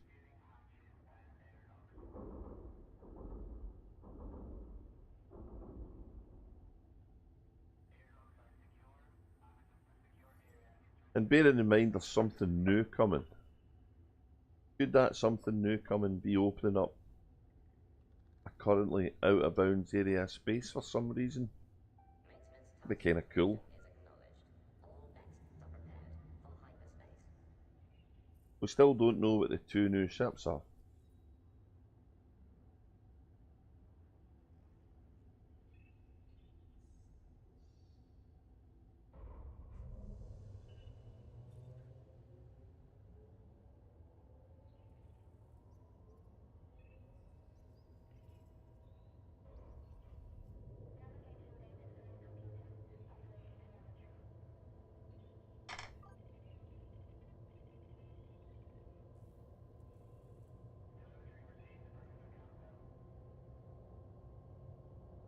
Yeah, so did we, but there's a lot of them, and some of these systems were open at the start of the game. So stuff round about the Horseshoe Nebula and that, a lot of that was open, and then got locked, so... And how many systems do the devs need to lock anyway, really? Talking a whole sector of space that's locked out.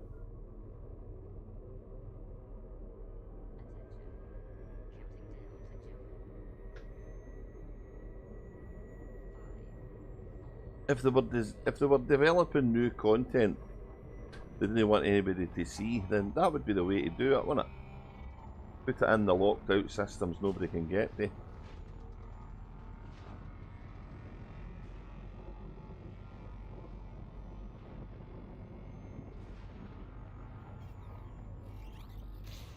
Boom! I usually just shit. I usually just sit in my ship when I'm moving the carrier, but sometimes it's cool to come in here and see the space action. We should have been able to see that for the ship though.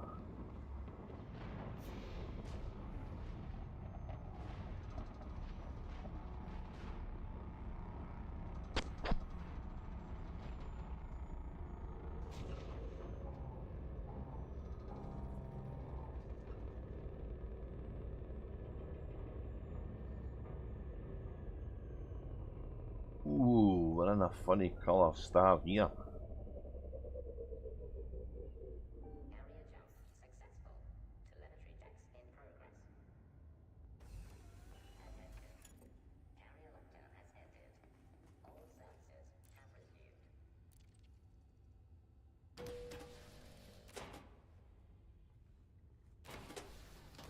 Bye-bye, bridge. Bridge.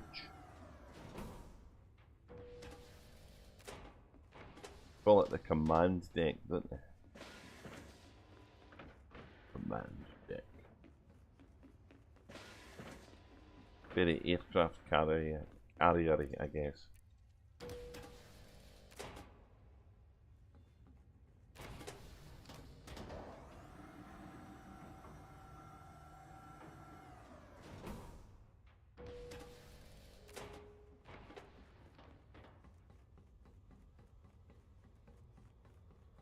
Always go the wrong way.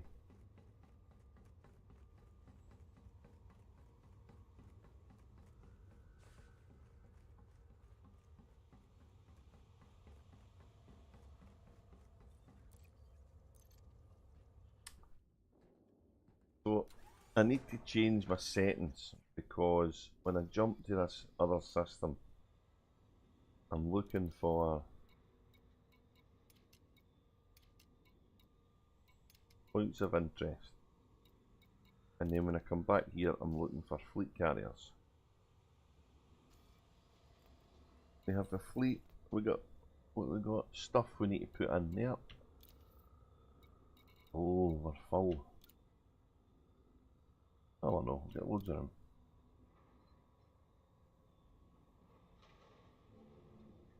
Right, let's see, what do we need? Aluminium. Got any of that at all?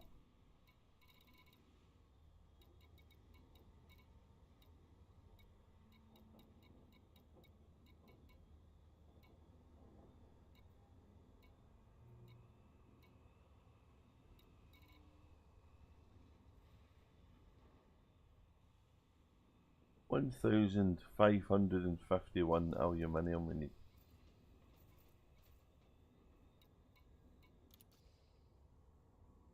And the Trailblazer ship is located in Nagobi, which is one jump away. These are disappearing though, these ships. These are going to be not here no more. So we have to figure out a way to make the stuff that we can't make now. Which means I'm missing something to build to get them. A military base is probably one of the things I'm missing.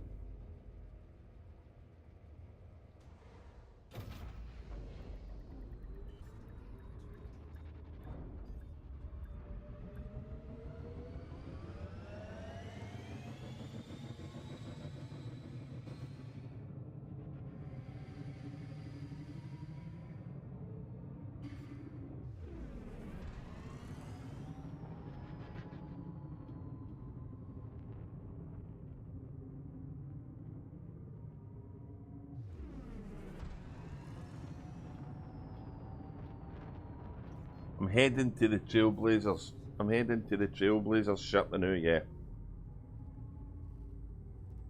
Because there's some stuff here I need to buy I can't find anywhere else. Battle weapons and combat stabilizers and some other thing.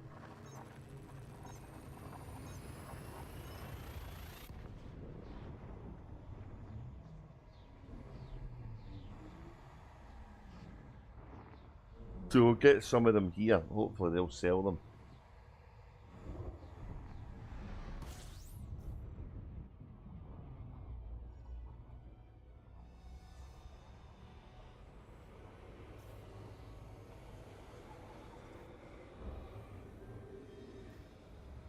Trailblazers. Trailblazer Faith.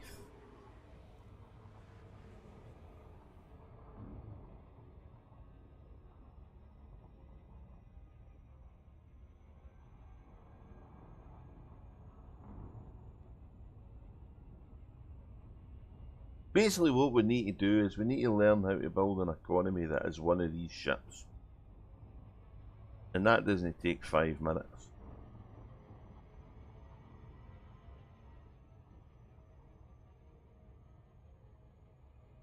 Dark Star is Starcat's alt. So Starcat's main is Starcat. And our alt commander is the Dark Star. That's Dark Star. Is Dark Star a weapon? Now there's a debate for another day. There's a debate for when she's here.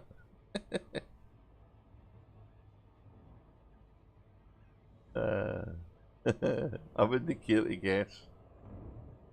She is a pirate lordess though, that much I do know. Arr.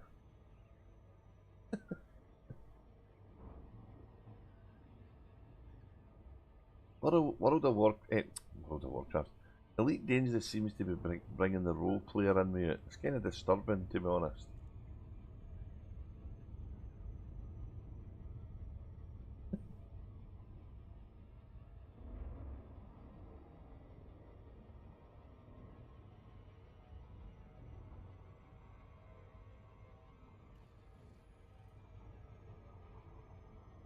Dark Star's a great name for a weapon though, isn't it?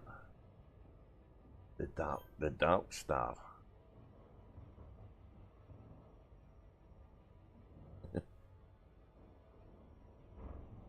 Yeah, we'll need to speak to her, definitely. Need to get a refinery somewhere.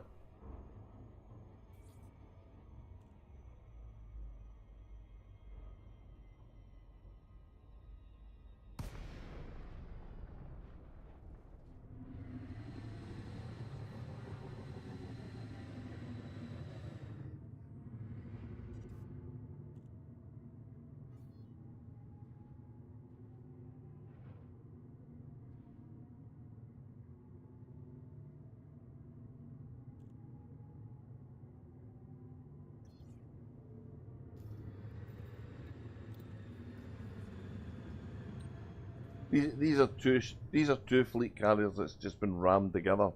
So it's a massive ship. They're kind of like the colonization ships. They're huge.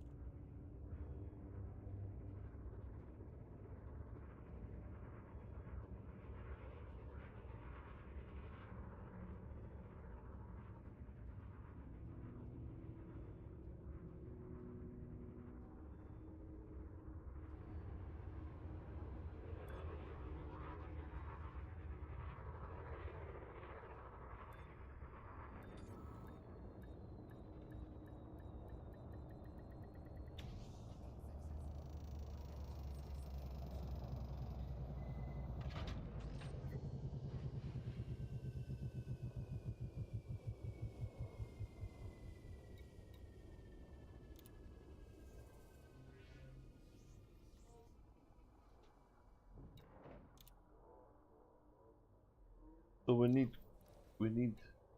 uh, down the bottom, down the bottom. Don't see the weapons here.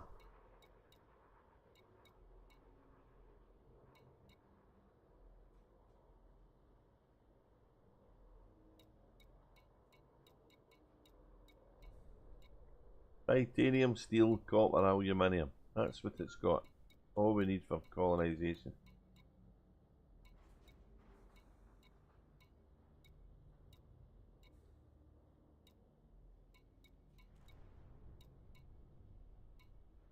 And salt and membrane. See, we need them.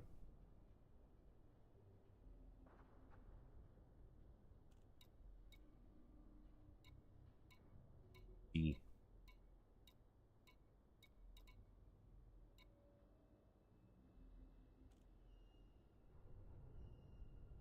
Evacuation shelter. 69 of them we need.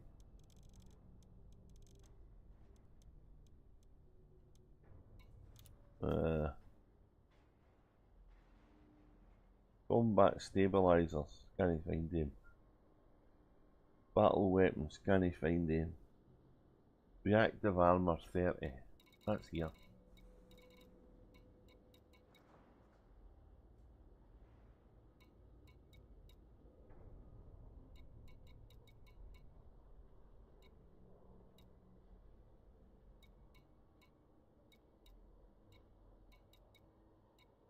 Reactive armor 30.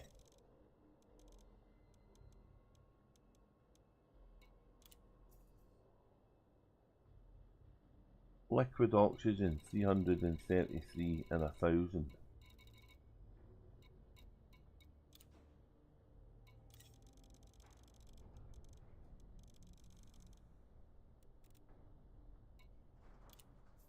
$333 of that.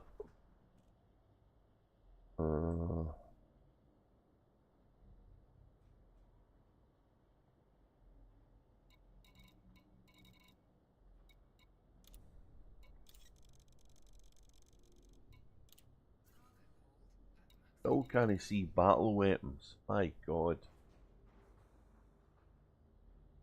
Have a look for battle weapons in the Nara.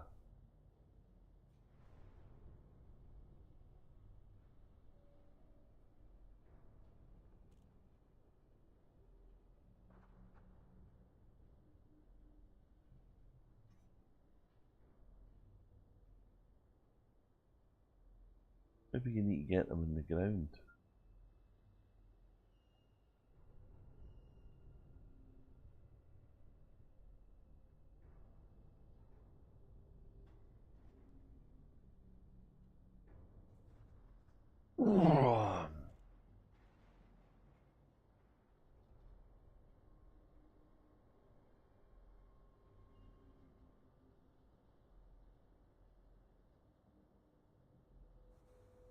Oh, hang on.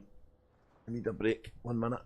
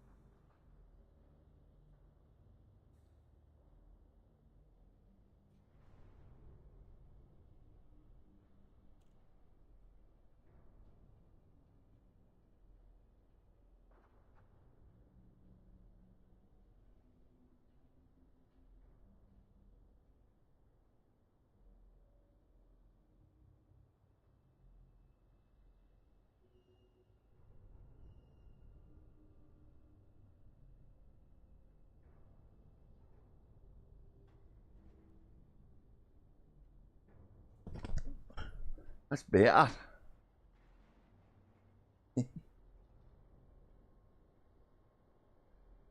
Okay.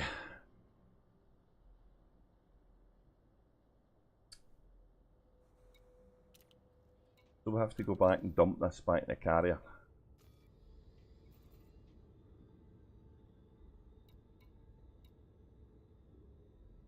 That's the Trailblazers though.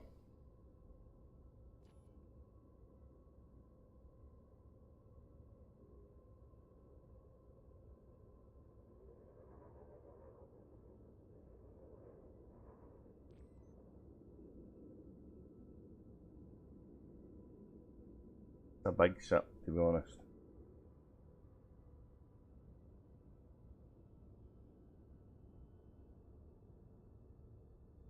Ah, I had to had to go a place, it couldn't wait.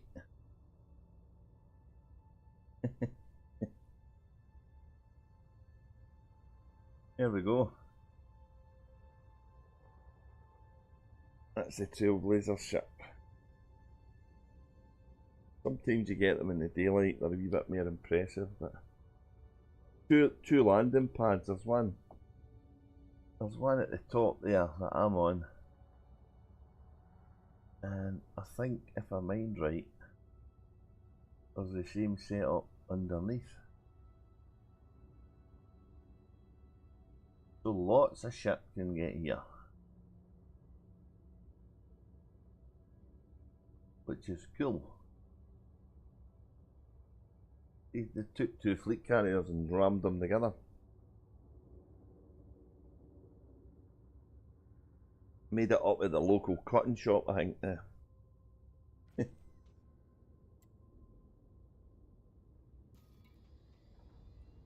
Right, let's go back to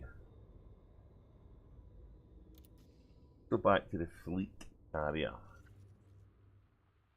which is here.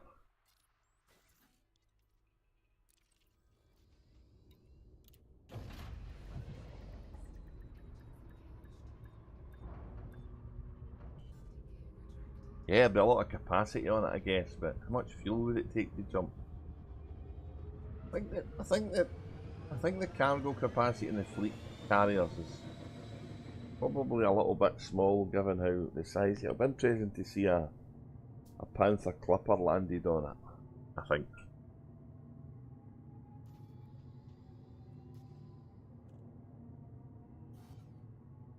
So we have to change our filter here from that one to that one.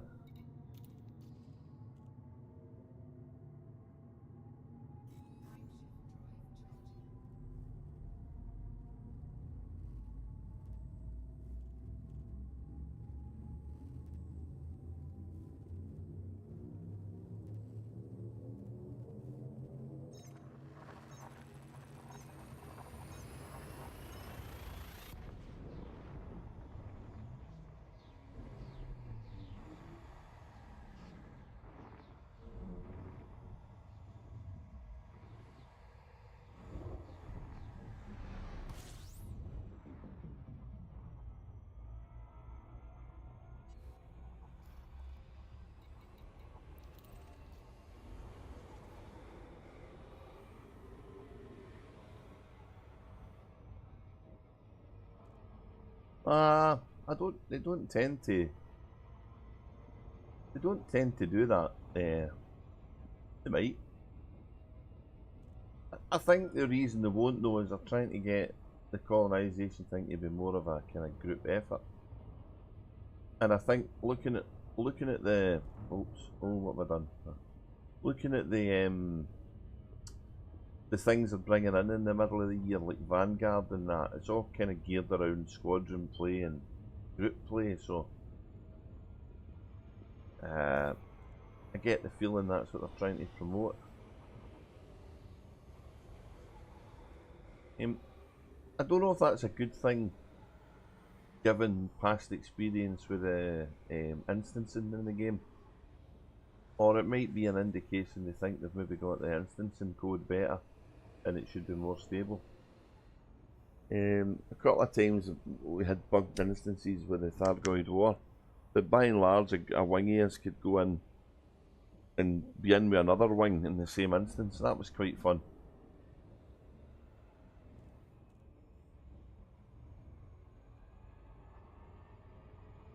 Have they spoke to any of the guys? I did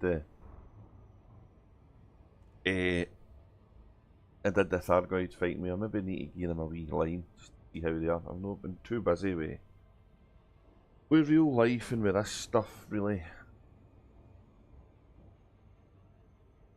Kind of get focused on the base building. Yeah. Guess that was the idea of bringing it in the first place.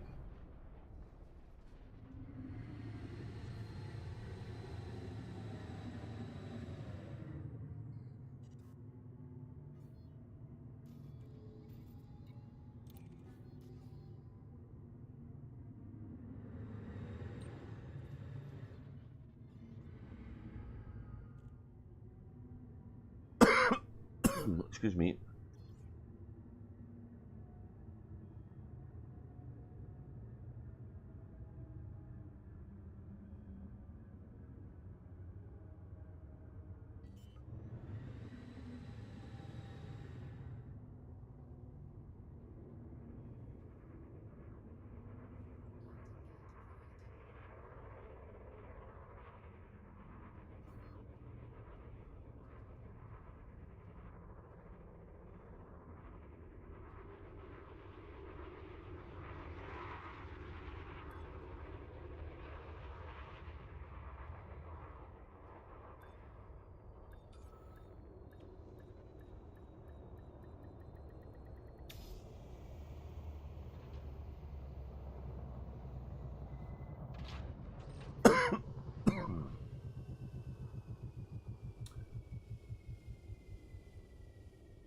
Okay.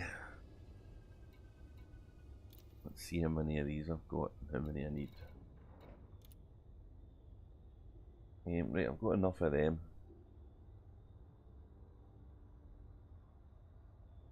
Evacuation shelters.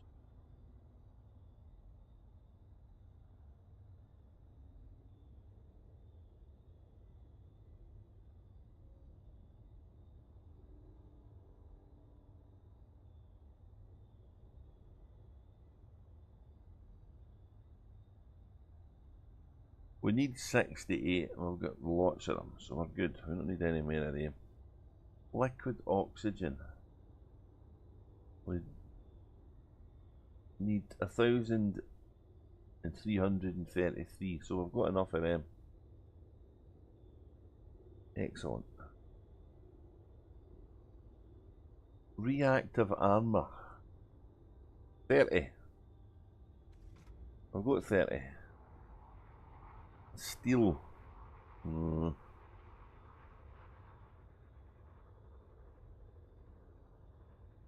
Steel. 539. We need more steel. It's always steel we need more of. Combat stabilizers, we can't find them. Battle weapons, we can't find them. CMM composites, we need 410. We've got many of them. And aluminium.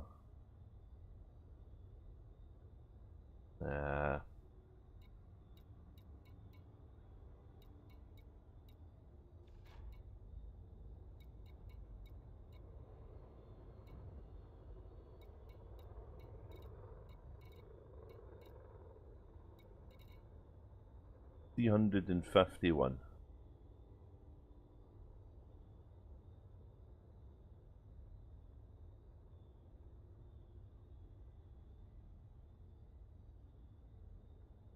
I better remember and confirm the transfer.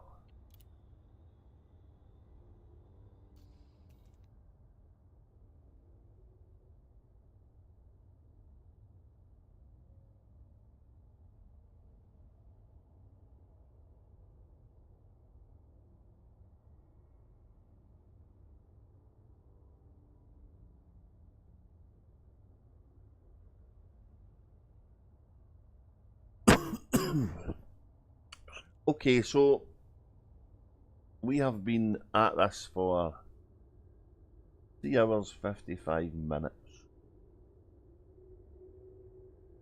I think that's enough.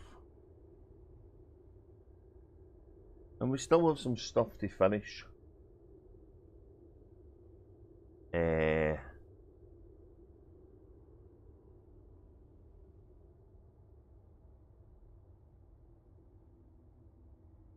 But by and large, we've progressed some of the far out bases. We're still going to figure out where we get these battle weapons and that stuff. We might need to go and check some military bases to see if they're making them. And insulating membranes, that's the other thing we need. Although I did get some of that for the Trailblazer ship, so but I'm going to go, guys. Thanks a lot for your company, your chat, your time. I hope it was entertaining. Hope you learned something. Anybody that's lurking and no said hello, please drop a note in the chat and say hi. It's nice to hear from everybody that's interested, plays, did play, wants to play Elite. I try and do my best to help. I don't know everything, but I will try and find out. And what I'm going to do is I'm going to try and finish the other couple of bases I've got in my system. And maybe for the rest of the week do something else. And because hauling is kind of boring after a while. Although it's a necessary evil, and I'm really hopeful that the Panther Clipper Mk has got similar, if not more capacity than the Panther Clipper Mk did in the original Frontier Elite Dangerous #2 game.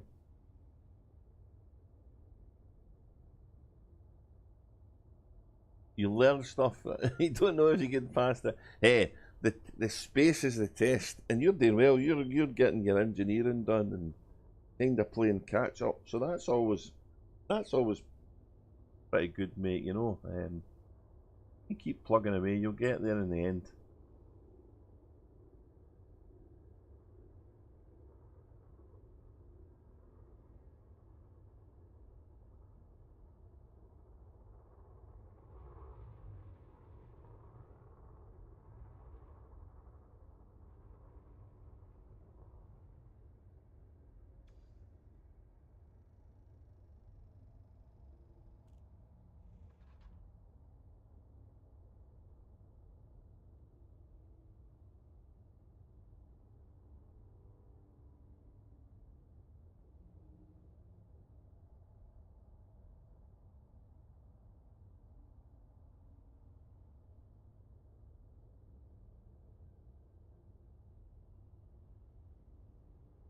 We're now May, wow, May.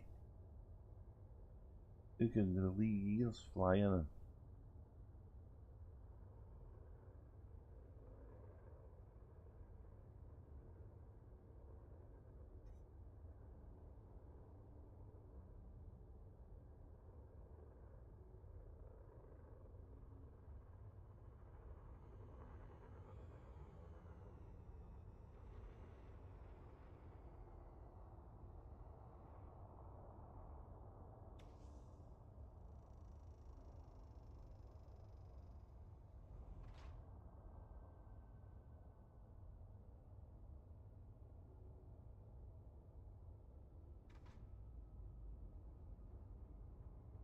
I think I've got the spelling right in this, but I've no checked it. We'll find out the hard way, yeah.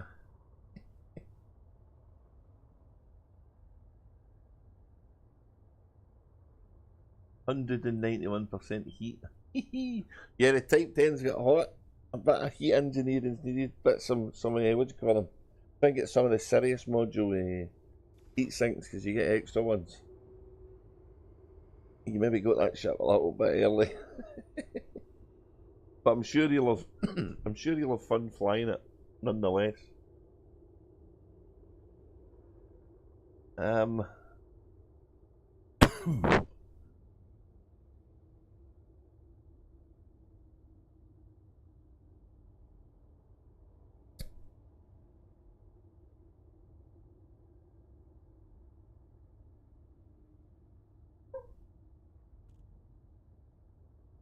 So yeah, I think we'll oh, you forgot. We've all done that. We've all figured we didn't need one, and then oh, we do need one. Ahem.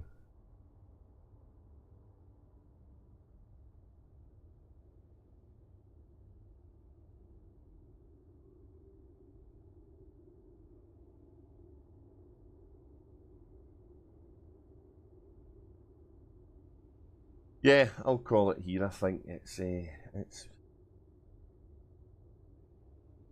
time to go and get some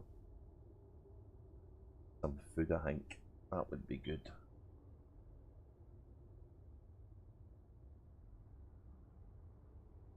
Yep. So thanks for watching, guys. Let's see if I can do this without messing it up. I've not managed it the last 2 times, have I?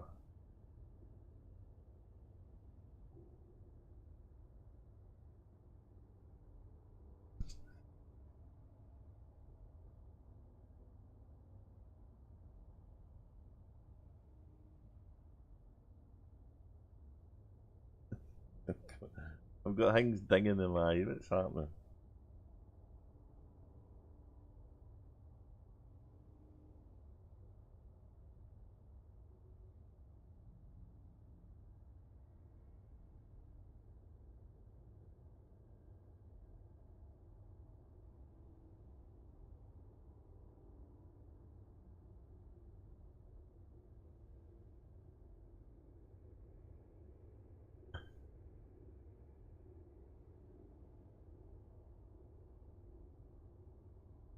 Let's try again, shall we? Right, let's go. Thanks a lot, guys, as always, for watching. You take care and have a good day. And I'll see you next time on Stream Elite Dangerous.